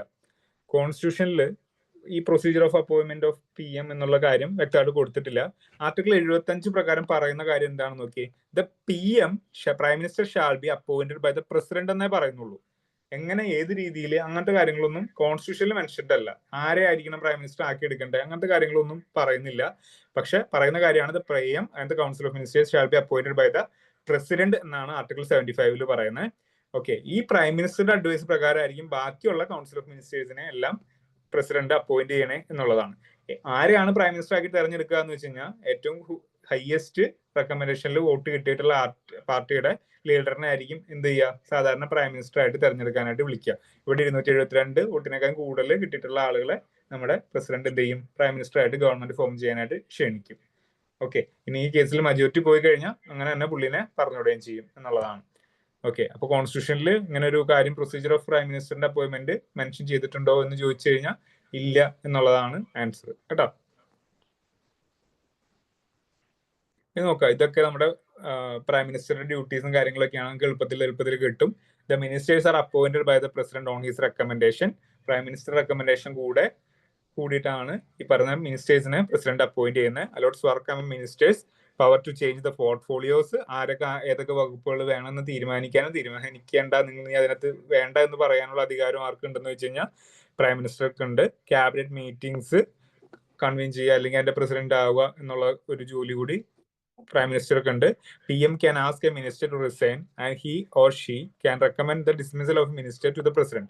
ഏതെങ്കിലും ഒരു മന്ത്രി രാജിവെക്കണം എന്നുണ്ടെങ്കിൽ ആ മന്ത്രി ഇപ്പൊ തെറ്റായിട്ടുള്ളതിനകത്ത് ഇപ്പൊ സജി ചെറിയാൻ എന്നുള്ള കോൺസ്റ്റിറ്റ്യൂഷന്റെ പ്രശ്നങ്ങളും കാര്യങ്ങളൊക്കെ പറഞ്ഞു തരുന്നുണ്ട്, പുള്ളീനെ മന്ത്രിയായിട്ട് വേണ്ട എന്നുള്ള കാര്യം ഗവർണറോട് പറയാനും, അതേപോലെ തന്നെ അങ്ങനത്തെ ഒരു കാര്യം മന്ത്രി ചെയ്തു കഴിഞ്ഞാൽ മന്ത്രിനെ പുറത്താക്കാനുള്ള അധികാരവും ഒക്കെ ഉള്ളത് ആർക്കാണ് എന്ന് ചോദിച്ചു കഴിഞ്ഞാൽ പ്രൈം മിനിസ്റ്റർക്ക് അതിന്റെ അധികാരമുണ്ട്. കൗൺസിൽ ഓഫ് മിനിസ്റ്റേഴ്സിന്റെയും പ്രസിഡന്റിന്റെയും ഇടയ്ക്കുള്ള ഒരു കമ്മ്യൂണിക്കേഷൻ ലിങ്ക് ആയിട്ട് വർക്ക് ചെയ്യുന്ന ആളാരാണെന്ന് ചോദിച്ചു കഴിഞ്ഞാൽ അതും പ്രൈം മിനിസ്റ്റർ ആണ്. പാർലമെന്റിന്റെ ഇടയ്ക്കുള്ള ലിങ്ക് ആയിട്ട് വർക്ക് ചെയ്യുന്ന ആരാണെന്ന് ചോദിച്ചു കഴിഞ്ഞാൽ അതും ഈ പറയുന്ന പ്രസിഡന്റ് ആണ്. എന്ത് കാര്യം എന്ത് പ്രശ്നം ഉണ്ടായി കഴിഞ്ഞാലും ഏറ്റവും ഫസ്റ്റ് ചോദ്യം വരിക പ്രൈം മിനിസ്റ്ററിനോടാണ്. പ്രധാനമന്ത്രി രാജിവെക്കണം, മുഖ്യമന്ത്രി രാജിവെക്കണം എന്നൊക്കെ പറഞ്ഞിട്ടുള്ള സ്ലോഗൻസ് നമ്മൾ എപ്പോഴും കേൾക്കുന്നതാണ്. അപ്പൊ അതിന്റെ എല്ലാത്തിന്റെ ഉത്തരവാദി, ഏറ്റവും ആദ്യം പണി കിട്ടുന്നതും ഏറ്റവും ഉത്തരവാദിത്തമുള്ള ആളും പ്രൈം മിനിസ്റ്റർ ആണ് എന്ന് മനസ്സിലാക്കി വെക്കുക. ഓക്കെ, പ്രൈം മിനിസ്റ്ററുടെ ഫംഗ്ഷൻസും ഡ്യൂട്ടീസും നിങ്ങൾക്ക് ഇതൊക്കെ ആലോചിച്ച് കഴിഞ്ഞാൽ കിട്ടുന്ന ഉത്തരങ്ങളാണ്, അല്ലാതെ അതിനകത്തൊന്നും ഒരുപാട് കാര്യങ്ങളും ഒന്നുമില്ല. ജസ്റ്റ് ആ ഒരു കോമൺ സെൻസ് ഉണ്ടെങ്കിൽ നമുക്ക് ആൻസർ ചെയ്യാൻ പറ്റുന്ന പോയിന്റ്സ് ആണ് പ്രൈം മിനിസ്റ്ററുടെ ഡ്യൂട്ടീസ് എന്ന് പറയുന്നത്. ഇനി അടുത്തൊരു ഓഫീസാണ് പ്രൈം മിനിസ്റ്ററുടെ ഓഫീസ് എന്ന് പറഞ്ഞിട്ടൊരു ഇതുണ്ട്. അതായത് നമ്മൾ കണ്ടിട്ടുണ്ടാവും പേപ്പറൊക്കെ വായിക്കുന്ന സമയത്ത് ഇന്ന കാര്യം പ്രൈം മിനിസ്റ്ററുടെ ഓഫീസ് അറിയിച്ചു എന്ന് പറഞ്ഞിട്ടാണ് നിങ്ങൾ അതിൽ നിന്ന് വാർത്ത ഒക്കെ കേൾക്കാനായിട്ടുള്ള സാധ്യത ഉള്ളത്. ഓക്കെ, ഇപ്പൊ എന്തെങ്കിലും കാര്യം ഉണ്ടെന്നുണ്ടെങ്കിൽ പ്രൈം മിനിസ്റ്റർ അവിടെ ഇല്ലെങ്കിൽ കൂടിയും പ്രൈം മിനിസ്റ്റർ എപ്പോൾ എത്തും, പ്രൈം മിനിസ്റ്റർ എവിടേക്കാണ് യാത്ര പോയിരിക്കുന്നത്, ഏത് സമയത്താണ് യാത്ര എന്നുള്ള കാര്യങ്ങൾ ഒരു പത്രക്കുറിപ്പൊക്കെ ഈ പറയുന്ന പ്രൈം മിനിസ്റ്റേഴ്സിന്റെ ഓഫീസ് ഉണ്ടാവും. അപ്പൊ പ്രൈം മിനിസ്റ്ററിന് ഒരു സെപ്പറേറ്റ് ഓഫീസ് ഉണ്ടെന്നുള്ള കാര്യം മനസ്സിലാക്കി വെക്കുക. ഈ പറയുന്ന സെക്രട്ടേറിയറ്റിന്റെ പോലെ തന്നെ അന്നത്തെ അതേ മാതൃകയിൽ കുറെ ഉദ്യോഗസ്ഥരും കാര്യങ്ങളൊക്കെ ഉള്ള ഒരു ഓഫീസ് എന്ന് പറയുന്നത് പ്രൈം മിനിസ്റ്റർക്കും ഉണ്ട്. അത് ആണ് prime minister office. Prime minister secretariat എന്നായിരുന്നു ഇതിന്റെ ആദ്യകാല നാമം. അത് കഴിഞ്ഞ് 1977 മുതലാണ് പ്രൈം മിനിസ്റ്റർ ഓഫീസ് എന്നുള്ള പേരിൽ അറിയപ്പെട്ടു തുടങ്ങിയത്. ഇതേപോലെ തന്നെ ഈ പറയുന്ന എന്തെങ്കിലും കാര്യങ്ങളെ കുറിച്ചിട്ടുള്ള തീരുമാനങ്ങളും ബിസിനസ് അലോക്കേഷനും കാര്യങ്ങളൊക്കെ ഈ പറയുന്ന പ്രൈം മിനിസ്റ്റേഴ്സിന്റെ തീരുമാനത്തിൽ പ്രൈം മിനിസ്റ്റർ അതിനകത്ത് ചിലപ്പോൾ നോഡ്, ഇപ്പൊ എന്തെങ്കിലും ഒരു മിനിസ്ട്രിയിൽ ഒരാൾക്ക് ഒരു ചേഞ്ച് വേണമെന്നുണ്ടെങ്കിൽ അത് പ്രൈം മിനിസ്റ്റർ ഓഫീസ് വഴിയായിട്ട് ആ കാര്യങ്ങളൊക്കെ നടത്തി കൊടുക്കും. പ്രൈം മിനിസ്റ്റർ ഇപ്പോൾ ടൂറിലാണെന്നുണ്ടെങ്കിൽ ഇതിന്റെ കാര്യങ്ങളൊക്കെ നോക്കി നടത്തുന്ന ഈ ഓഫീസ് ആയിരിക്കും എന്നുള്ളതാണ്. ഇത് കോൺസ്റ്റിറ്റ്യൂഷനിൽ മെൻഷൻ ഒന്നും ചെയ്തിട്ടില്ല ഈ പ്രൈം മിനിസ്റ്റർ ഓഫീസ് എന്ന് പറഞ്ഞിട്ടുണ്ടെങ്കിൽ. റൂൾസ് ഓഫ് പ്രൊസീജിയറിലായിരിക്കും, ബിസിനസ് പ്രൊസീജിയേഴ്സിലൊക്കെ ആയിരിക്കും ഇതിന്റെ കാര്യങ്ങൾ പറഞ്ഞിട്ടുണ്ടാവുക. ഓക്കെ, ഈ പ്രൈം മിനിസ്റ്ററിന്റെ പ്രിൻസിപ്പൽ സെക്രട്ടറി എന്ന് പറയുന്ന ഒരാളാണ് ഇതിന്റെ അതായത് ഇപ്പോൾ ഓരോ ആൾക്കും ഒരു മാനേജർ ഉണ്ടാവില്ലേ, അതേപോലെ തന്നെ പ്രൈം മിനിസ്റ്ററുടെ ഒരു മാനേജർ ആകാനായിട്ടുള്ള ഒരാളാണ് പ്രിൻസിപ്പൽ സെക്രട്ടറി എന്ന് പറയുന്നത്. ഈ ഒരു കഴിഞ്ഞ ഒരു മാസം മുമ്പ് ഈ ഒരു പുതിയൊരു വനിത പ്രൈം മിനിസ്റ്ററുടെ സെക്രട്ടറി ആയിട്ട് ജോയിൻ ചെയ്തിട്ടുണ്ടായിരുന്നു. അപ്പൊ അത് അന്ന് ഭയങ്കര ന്യൂസ് ആയിരുന്നു. പുള്ളിയുടെ ശക്തികാന്ത ദാസ് അല്ല, ഒരു പുതിയ വനിത, ഏതോ ഒരു വനിത, പേര് ഞാൻ ഓർക്കണില്ല. അപ്പൊ അത് അന്ന് ന്യൂസിലുണ്ടായിരുന്നു. പ്രൈം മിനിസ്റ്ററുടെ ഓഫീസിൽ പുതിയൊരു ലേഡി എത്തിയെന്ന് പറഞ്ഞിട്ടൊരു ഇത്, നിധി അങ്ങനെ എന്തോ ആയിരുന്നു പേര്, നിധി. ഓക്കെ, അപ്പൊ അത് പുള്ളിക്കാരിയാണ് അതിന്റെ ഹെഡ് എന്നുള്ള കാര്യം മനസ്സിലാക്കുക. ഇനി ഒരു ഇമ്പോർട്ടന്റ് ആയിട്ടുള്ള ഒരു പോയിന്റ്, ഇതൊന്ന് നോട്ട് ചെയ്ത് വെക്കുക. നാഷണൽ സെക്യൂരിറ്റി അഡ്വൈസർ എന്ന് പറഞ്ഞിട്ടൊരു പോസ്റ്റ് ഉണ്ട്. ആരാ നാഷണൽ സെക്യൂരിറ്റി അഡ്വൈസർ? നമ്മുടെ നാഷണൽ സെക്യൂരിറ്റി അഡ്വൈസർ പേര് കേട്ടിട്ടുണ്ടോ? നാഷണൽ സെക്യൂരിറ്റി അഡ്വൈസർ എന്ന്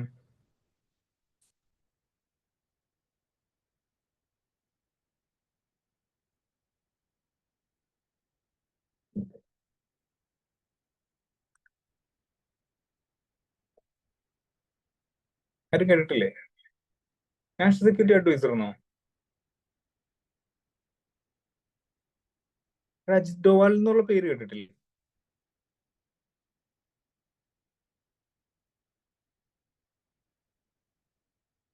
ആ, അങ്ങനെയാണ് നാഷണൽ സെക്യൂരിറ്റി അഡ്വൈസർ എന്ന് പറയുന്നത്. ചാരപ്രവൃത്തി ചെയ്യുക എന്നൊക്കെ പറയും. പുള്ളി കുറെ ചാരപ്രവൃത്തിയും കാര്യങ്ങളൊക്കെ ചെയ്തിട്ടുണ്ടായി. അജിത് ഡോവാലിന് കേട്ടിട്ടില്ലേ? പുള്ളിനെയാണ്, മാറ്റിയിട്ടൊന്നുമില്ല. ഞാൻ പഠിച്ചു തുടങ്ങുന്ന സമയം തൊട്ടിട്ട് അജിത് ഡോവാലാണ് നാഷണൽ സെക്യൂരിറ്റി അഡ്വൈസർ എന്നുള്ളത്.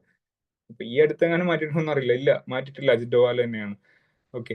അപ്പൊ അജിത് ഡോവാലിനാണ് നാഷണൽ സെക്യൂരിറ്റി അഡ്വൈസർ എന്ന് പറഞ്ഞത്. പുള്ളി പ്രൈം മിനിസ്റ്റർ ഓഫീസറിന്റെ ഒരു ഓഫീസറാണ് എന്നുള്ളതാണ്. അപ്പൊ ഈ national security adviser is a part of prime minister's ഓഫീസാണ്. ഓക്കെ. നാഷണൽ സെക്യൂരിറ്റി അഡ്വൈസർ എന്നുള്ളത് പ്രൈം മിനിസ്റ്റർ ഓഫീസറിന്റെ പാർട്ട് ആണ് എന്നുള്ള കാര്യം ഓർത്തിരിക്കുക. National security adviser is a part of PMO, prime മിനിസ്റ്ററിന്റെ ഓഫീസ്. അതേപോലെ തന്നെ പ്രൈം മിനിസ്റ്ററിന്റെ പ്രൊട്ടക്ഷന് വേണ്ടിയിട്ട് ഒരു ഗ്രൂപ്പ് ഉണ്ട്. അതിന്റെ പേരെന്താണെന്ന് അറിയോ? ഈ പ്രൈം മിനിസ്റ്ററിന്റെ സുരക്ഷയ്ക്ക് വേണ്ടിയിട്ട് ഒരു ഗ്രൂപ്പ്, പ്രത്യേക ഒരു ഗ്രൂപ്പ് ഉണ്ട്.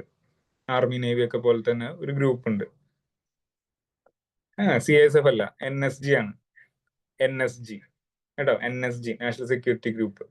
ഓക്കെ, NSG ആണ്. NSG.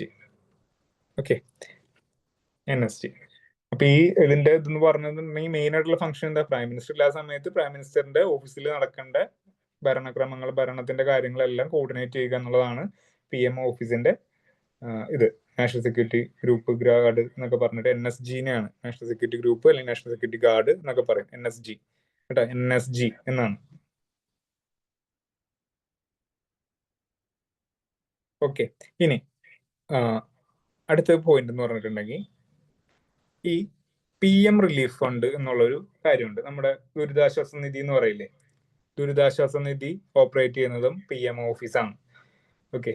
അപ്പൊ അത് CMOയുടെ ചീഫ് മിനിസ്റ്ററാണ്. CMO, chief minister's office handle ചെയ്യും. അവിടെയാണെന്നുണ്ടെങ്കിൽ PMO, പ്രൈം മിനിസ്റ്റേഴ്സിന്റെ ഓഫീസ് അത് ഹാൻഡിൽ ചെയ്യും. ഓക്കെ. അപ്പൊ ഇവിടെ NSAയുടെ കാര്യം ഓർത്തിരിക്കുക.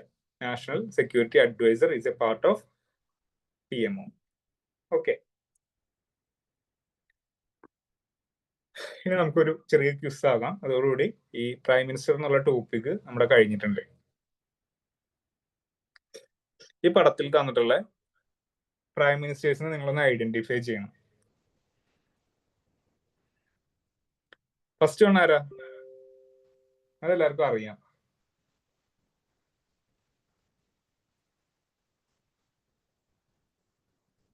നെഹ്റു. ഓക്കെ. രണ്ടാമത്തെ ആളാരാണ്? നിങ്ങളുടെ പടം ഒന്ന് നോക്ക്, സൂം ചെയ്ത് തരാം. ഈ രണ്ടാമത്തെ ആള്, നെഹ്റുവിന്റെ തൊട്ടപ്പുറത്തിരിക്കുന്ന ആള് ആരാണ് എന്നുള്ളതാണ്.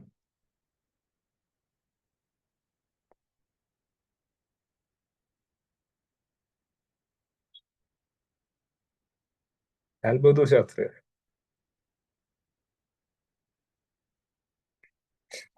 ഗുൽസാരിലാൽ നന്ദ. ഓക്കെ. രണ്ടാമത്തെ പ്രൈം മിനിസ്റ്റർ ആയിട്ടുള്ള ഗുൽസാരിലാൽ നന്ദയാണ് നമ്മുടെ ഈ പറയുന്ന ഫസ്റ്റ് ആളുടെ തൊട്ടപ്പുറത്തിരിക്കുന്നത്. ഗുൽസാരിലാൽ നന്ദയാണ്. മൂന്നാമത്തെ ആളോ? ഇങ്ങനെ അറിയും. ലാൽ ബഹദൂർ ശാസ്ത്രി. ഓക്കെ, ലാൽ ബഹദൂർ ശാസ്ത്രിയാണ് മൂന്നാമത്തെ പ്രൈം മിനിസ്റ്റർ. ലാൽ ബഹദൂർ ശാസ്ത്രി. നാലാമത്തെ ആളെയോ?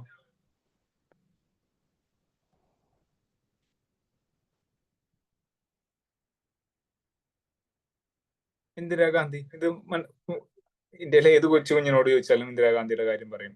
ഓക്കെ. ഇനി ഇവിടെ നിന്ന് തൊട്ടിട്ടായിരിക്കും ഇനി നിങ്ങൾക്ക് ആൾക്കാരെ വലിയ പിടിയൊന്നും ഇല്ലാത്ത. ഓക്കെ, നമുക്ക് നോക്കാം. ഈ പുള്ളി ആരാണ് ഇന്ദിരാഗാന്ധിയുടെ തൊട്ടപ്പുറത്തേക്കുന്നത്?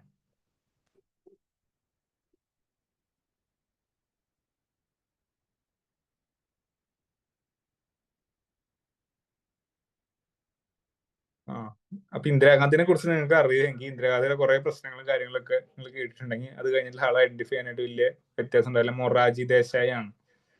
ഓക്കെ, മൊറാർജി ദേശായി ആണ് അടുത്ത ആള്. അതിന്റെ അപ്പുറം ഇരിക്കുന്ന ഒരാളോ? രണ്ട് ഇരട്ട അമ്മമാരെ പോലെ ഇരിക്കുന്നത്. ഒരാൾക്ക് തൊപ്പിയുണ്ട്, ഒരാൾക്ക് കണ്ണടയില്ല. രണ്ടുപേർക്കും തൊപ്പിയുണ്ട്. ഓക്കെ. പാർലമെന്റ് കാണാത്ത ആള് എന്നുള്ള വിശേഷണമുള്ള ആളാണ് അടുത്ത ആള്. ചരൺ സിംഗ് ആണ്. ഓക്കെ, ചരൺ സിംഗ് ആണ് അടുത്ത ആള്. ഇങ്ങനെ അറിയായിരിക്കല്ലോ.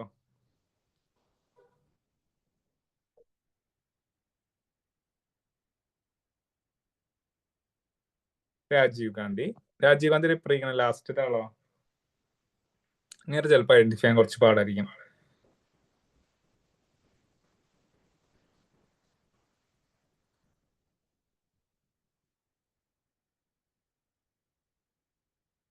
സിംഗ് ആണെങ്കിൽ ടർബോ വേണ്ടേ?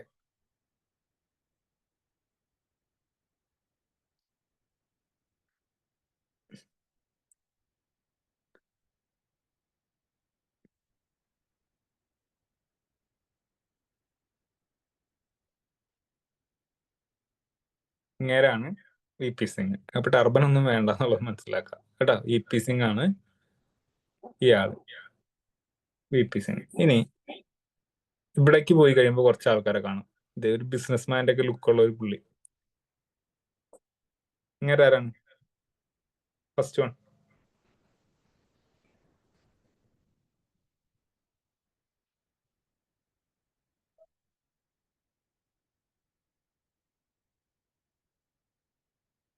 ചന്ദ്രശേഖർ കേട്ടോ. ചന്ദ്രശേഖർ ആണ് ഇങ്ങേര്. തൊട്ടപ്പുറത്തിരിക്കുന്ന ആളോ? ഈ അപ്പൂപ്പൻ ആരാണ്?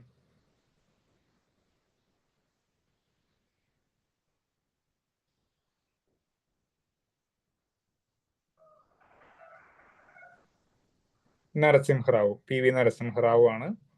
അത് കഴിഞ്ഞിട്ടുള്ള ആളോ?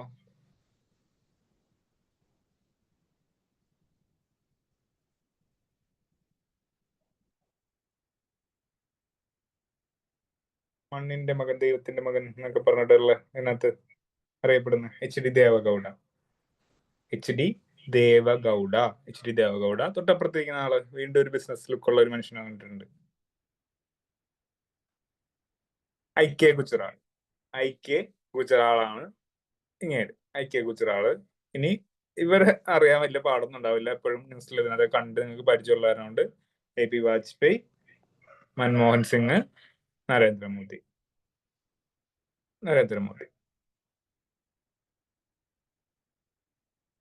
ഓക്കെ, ഇത്രേ ഉള്ളൂ നമുക്ക് പ്രൈം മിനിസ്റ്റേഴ്സിന്റെ കാര്യത്തിൽ. ഇത്ര പഠിക്കാനുള്ളൂ. നിങ്ങൾക്ക് മെയിൻ ആയിട്ട് ഇപ്പൊ ഞാൻ പറഞ്ഞ സ്ലൈഡ് നിങ്ങൾ നോക്കിയിട്ട് പോകാൻ, അത് പോയിന്റ്സ് ജസ്റ്റ് നോക്കിയിട്ട് പോവാം. ഇനി നമുക്ക് ഈ ഒരു ടോപ്പിക്കിലെ നിങ്ങൾക്ക് ഇതിനകത്ത് തീർക്കാനുള്ളതെന്ന് പറഞ്ഞിട്ടുണ്ടെങ്കിൽ നമ്മുടെ സ്റ്റേറ്റ് ലെജിസ്ലേച്ചർ എന്ന് പറഞ്ഞിട്ടുള്ള ടോപ്പിക്കാണ്. അപ്പൊ ഈ പഠിച്ച പാർലമെന്റ് നിങ്ങൾക്ക് നന്നായിട്ട് അറിയാമെങ്കിൽ സ്റ്റേറ്റ് ലെജിസ്ലേച്ചർ പഠിക്കാനായിട്ട് ഒരു പാടുമില്ല. ജസ്റ്റ് ഞാൻ പറഞ്ഞു കഴിഞ്ഞ ക്ലാസ്സിൽ അതേ കാര്യങ്ങളൊക്കെ തന്നെയാണ് ഇതിനകത്ത് പഠിക്കാനുള്ളത്. അപ്പൊ ആർട്ടിക്കിൾസ് ബൈ ഹാർട്ട് ചെയ്യാനായിട്ട് ഞാൻ ഇതിനകത്ത് പറഞ്ഞിട്ടുള്ള കാര്യങ്ങൾ എന്താണോ ആ ആർട്ടിക്കിൾസ് മാത്രം സ്റ്റേറ്റ് ലെജിസ്ലേച്ചറിന്റെ കാര്യത്തിൽ നിങ്ങൾ ബൈ ഹാർട്ട് ചെയ്താൽ മതി. മിക്ക കേസിലും അത് പ്ലസ് ഒരു 89 കൂട്ടിയിട്ട് കഴിഞ്ഞാൽ ആർട്ടിക്കിൾസ് കിട്ടും. ഓക്കെ, അപ്പൊ അതത്ര വലിയ പാടുള്ള കാര്യമില്ല. അപ്പൊ നിങ്ങൾക്കായിട്ടുള്ള ഒരു ഹോംവർക്ക് ആയിട്ട് തരുവാണ്. നിങ്ങൾ ലക്ഷ്മികാന്തിന്റെ ടെക്സ്റ്റ് എടുക്കുക. ലക്ഷ്മികാന്തിന്റെ ടെക്സ്റ്റ് എടുത്തിട്ട് ഈ സ്റ്റേറ്റ് ലെജിസ്ലേച്ചർ എന്ന് പറഞ്ഞിട്ടുള്ള ഒരു ഭാഗം നിങ്ങൾ ഒന്ന് നിങ്ങളുടെ ഇതായിട്ട് പഠിക്കണം കേട്ടോ. ഓർഡിനൻസ് 123 213 അത് നമ്മൾ കഴിഞ്ഞതിനകത്ത് പഠിച്ചതാ. ഓഡിക്കോ 123 നേരെ തിരിച്ച് 213 ഗവർണറുടെ ഇതിനകത്തുള്ള അധികാരങ്ങൾ. അപ്പൊ സ്റ്റേറ്റ് ലെജിസ്ലേച്ചറിന്റെ കാര്യങ്ങൾ നിങ്ങൾ ഒന്ന് നിങ്ങളുടേതായിട്ടുള്ള എഫേർട്ട് എടുത്തിട്ട് ഒന്ന് വായിക്കുക. അതിനകത്ത് എന്തെങ്കിലും ഡൗട്ട് വരുവാണെന്നുണ്ടെങ്കിൽ നിങ്ങൾക്ക് എൻ്റെ അടുത്ത് ചോദിക്കുക, ഞാനത് പറഞ്ഞുതരാം. പാടുണ്ടാവില്ല വായിക്കാനായിട്ട്. കാര്യം പാർലമെന്റിന്റെ കാര്യങ്ങൾ ഇതൊക്കെ കഴിഞ്ഞ് നിങ്ങൾക്ക് സ്റ്റേറ്റ് ലെജിസ്ലേച്ചർ വായിക്കുന്ന സമയത്ത് എന്താണോ അവിടെ എഴുതി വെച്ചിരിക്കുന്നത് അതേ ലൈൻസ് ഒക്കെ തന്നെയാണ് ഇവിടെ എഴുതി വെച്ചിട്ടുള്ളത്. അപ്പൊ അത് മനസ്സിലാക്കാനായിട്ട് ഒരു പാടും നിങ്ങൾക്ക് ഉണ്ടാവില്ല. ഓക്കെ, അപ്പൊ അതുകൊണ്ട് നമുക്കിനി ക്വസ്റ്റ്യൻസ് ചെയ്യുന്ന സമയത്ത് നമ്മൾ ഇനി സ്റ്റേറ്റ് ലെജിസ്ലേച്ചറിലേക്ക് വരുള്ളൂ. അപ്പൊ അത് നിങ്ങളുടേതായിട്ടുള്ള രീതിയിൽ നിങ്ങൾ ചെയ്യണം. ഓക്കെ അല്ല? എന്തെങ്കിലും ബുദ്ധിമുട്ടുണ്ടോ?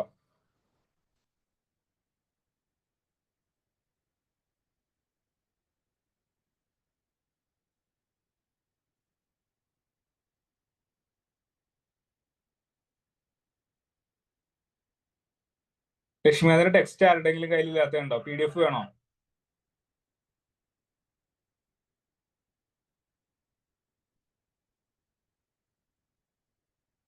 ആ ഓക്കെ, കുഴപ്പമില്ല. എൻ്റെ കയ്യിൽ PDF കിടക്കുന്നുണ്ട്. ഞാൻ PDF അയച്ചു തരാം, ഗ്രൂപ്പിൽ ഇട്ട് തരാം കേട്ടോ. ലക്ഷ്മി അതിന്റെ ഫുൾ ടെക്സ്റ്റിന്റെ PDF ഇടാം. അപ്പൊ അതിനകത്ത് ഞാൻ പറയുന്ന കാര്യങ്ങൾ മാത്രം നിങ്ങൾ വായിക്കുക. ഓക്കെ, നിങ്ങൾ അതിനകത്ത് എല്ലാം പോയി നിങ്ങൾക്ക് വായിക്കുക എന്ന് പറഞ്ഞു കഴിഞ്ഞാൽ നിങ്ങൾക്ക് പോസിബിൾ അല്ല. അപ്പൊ അതിന് നിൽക്കണ്ട. ഏറ്റവും ഫസ്റ്റ് തന്നെ പോയിട്ട് ലക്ഷ്മികാന്തിന്റെ ചാപ്റ്റർ തുടങ്ങുന്നതെന്ന് പറഞ്ഞു കഴിഞ്ഞാൽ ഹിസ്റ്ററിയാണ്. അതായത് ആ ചാർട്ടർ ആക്ടും ഗവൺമെന്റ് ഓഫ് ഇന്ത്യ ആക്ട് അങ്ങനത്തെ കാര്യങ്ങളാണ് അതിനകത്ത് തുടക്കം. അപ്പൊ അതൊക്കെ തന്നെ ഏറ്റവും ഫസ്റ്റ് വായിക്കാൻ പോയി കഴിഞ്ഞാൽ നിങ്ങൾക്ക് ഒന്നും മനസ്സിലാവില്ല. ഇപ്പൊ ഞാൻ FD ഫണ്ടമെന്റൽ റൈറ്റ്സും കാര്യങ്ങളും ഇതൊക്കെ ഫണ്ടമെന്റൽ ഡ്യൂട്ടീസും കാര്യങ്ങളൊക്കെ എടുത്ത സമയത്ത് ഞാൻ പറഞ്ഞിരുന്നു, നിങ്ങൾ ലക്ഷ്മികാന്തിന്റെ ടെക്സ്റ്റ് ഞാൻ എടുത്തു കഴിഞ്ഞിട്ട് നിങ്ങൾ വായിക്കാനായിട്ട് പറഞ്ഞിട്ടുണ്ടായിരുന്നു. കുറെ പേരൊന്നും ചെയ്തിട്ടില്ല എന്നുള്ളത് അറിയാം. എന്നാലും ഈ പാർലമെന്റിന്റെ ചാപ്റ്റർ നിങ്ങൾ ഏറ്റവും ഫസ്റ്റ് പാർലമെന്റ് വായിക്കേണ്ട പോയി സ്റ്റേറ്റ് ലെജിസ്ലേച്ചേഴ്സ് വായിക്കാം. ഓക്കെ, അതൊന്ന് വായിച്ചു തീർക്കുക. അതിനുശേഷം നിങ്ങൾക്ക് പാർലമെന്റും കാര്യങ്ങളൊക്കെ ഇനി എക്സാം ഇടുന്ന സമയത്ത് ഞാൻ പറയും ലക്ഷ്മികാന്തിന്റെ ടെക്സ്റ്റ് വായിച്ചിട്ട് വരാൻ പറയും. അപ്പൊ അത് കംപ്ലീറ്റ് ചെയ്തോളണം കേട്ടോ. പേപ്പർ 2ന്റെ ഡിസ്ക്രിപ്റ്റീവ് കഴിഞ്ഞ് നമ്മൾ ഒബ്ജക്റ്റീവിലേക്ക് കടക്കുമ്പോൾ ലക്ഷ്മികാന്തിന്റെ ടെക്സ്റ്റ് കൂടി വായിക്കണം. അതായത് സ്ലൈഡ് വെച്ച് നിങ്ങൾക്ക് കാര്യങ്ങൾ മനസ്സിലായിട്ടുണ്ടെങ്കിൽ വായിച്ചു തീർക്കാനായിട്ട് ഒരു പാടുണ്ടാവില്ല. ഓക്കെ, അപ്പൊ ഞാൻ പാർലമെന്റിന്റെ ചാപ്റ്ററിന്റെ ഇത് ഞാൻ PDF ആയിട്ട് ഇട്ടുതരാം. പാർലമെന്റ് അല്ല, ഫുള്ള് ടെക്സ്റ്റ് ഇട്ടുതരാം. ഇനി നമുക്ക് രണ്ടാമത്തെ സെക്ഷനിലേക്ക് പോവാം, നമ്മുടെ പ്രിൻസിപ്പിൾസ് ഓഫ് മാനേജ്മെന്റ്. അപ്പൊ അതിന് വേണ്ടിയിട്ട് എനിക്ക് ക്ലാസ് 2 റെക്കോർഡ് ആക്കാനായിട്ട് ഞാനൊന്ന് ഈ സെഷൻ എൻഡ് ചെയ്യുകയാണ്. ഇപ്പൊ തന്നെ അടുത്ത സെഷന്റെ ലിങ്ക് ഞാൻ ഗ്രൂപ്പിൽ ഇട്ട് തരാം. നിങ്ങൾ അതിനകത്ത് ജോയിൻ ചെയ്യാം. നമ്മൾ പ്രിൻസിപ്പിൾസ് ഓഫ് മാനേജ്മെന്റ് സ്റ്റാർട്ട് ചെയ്യാൻ പോവാണ്. ഓക്കെ, റെഡി അല്ലേ?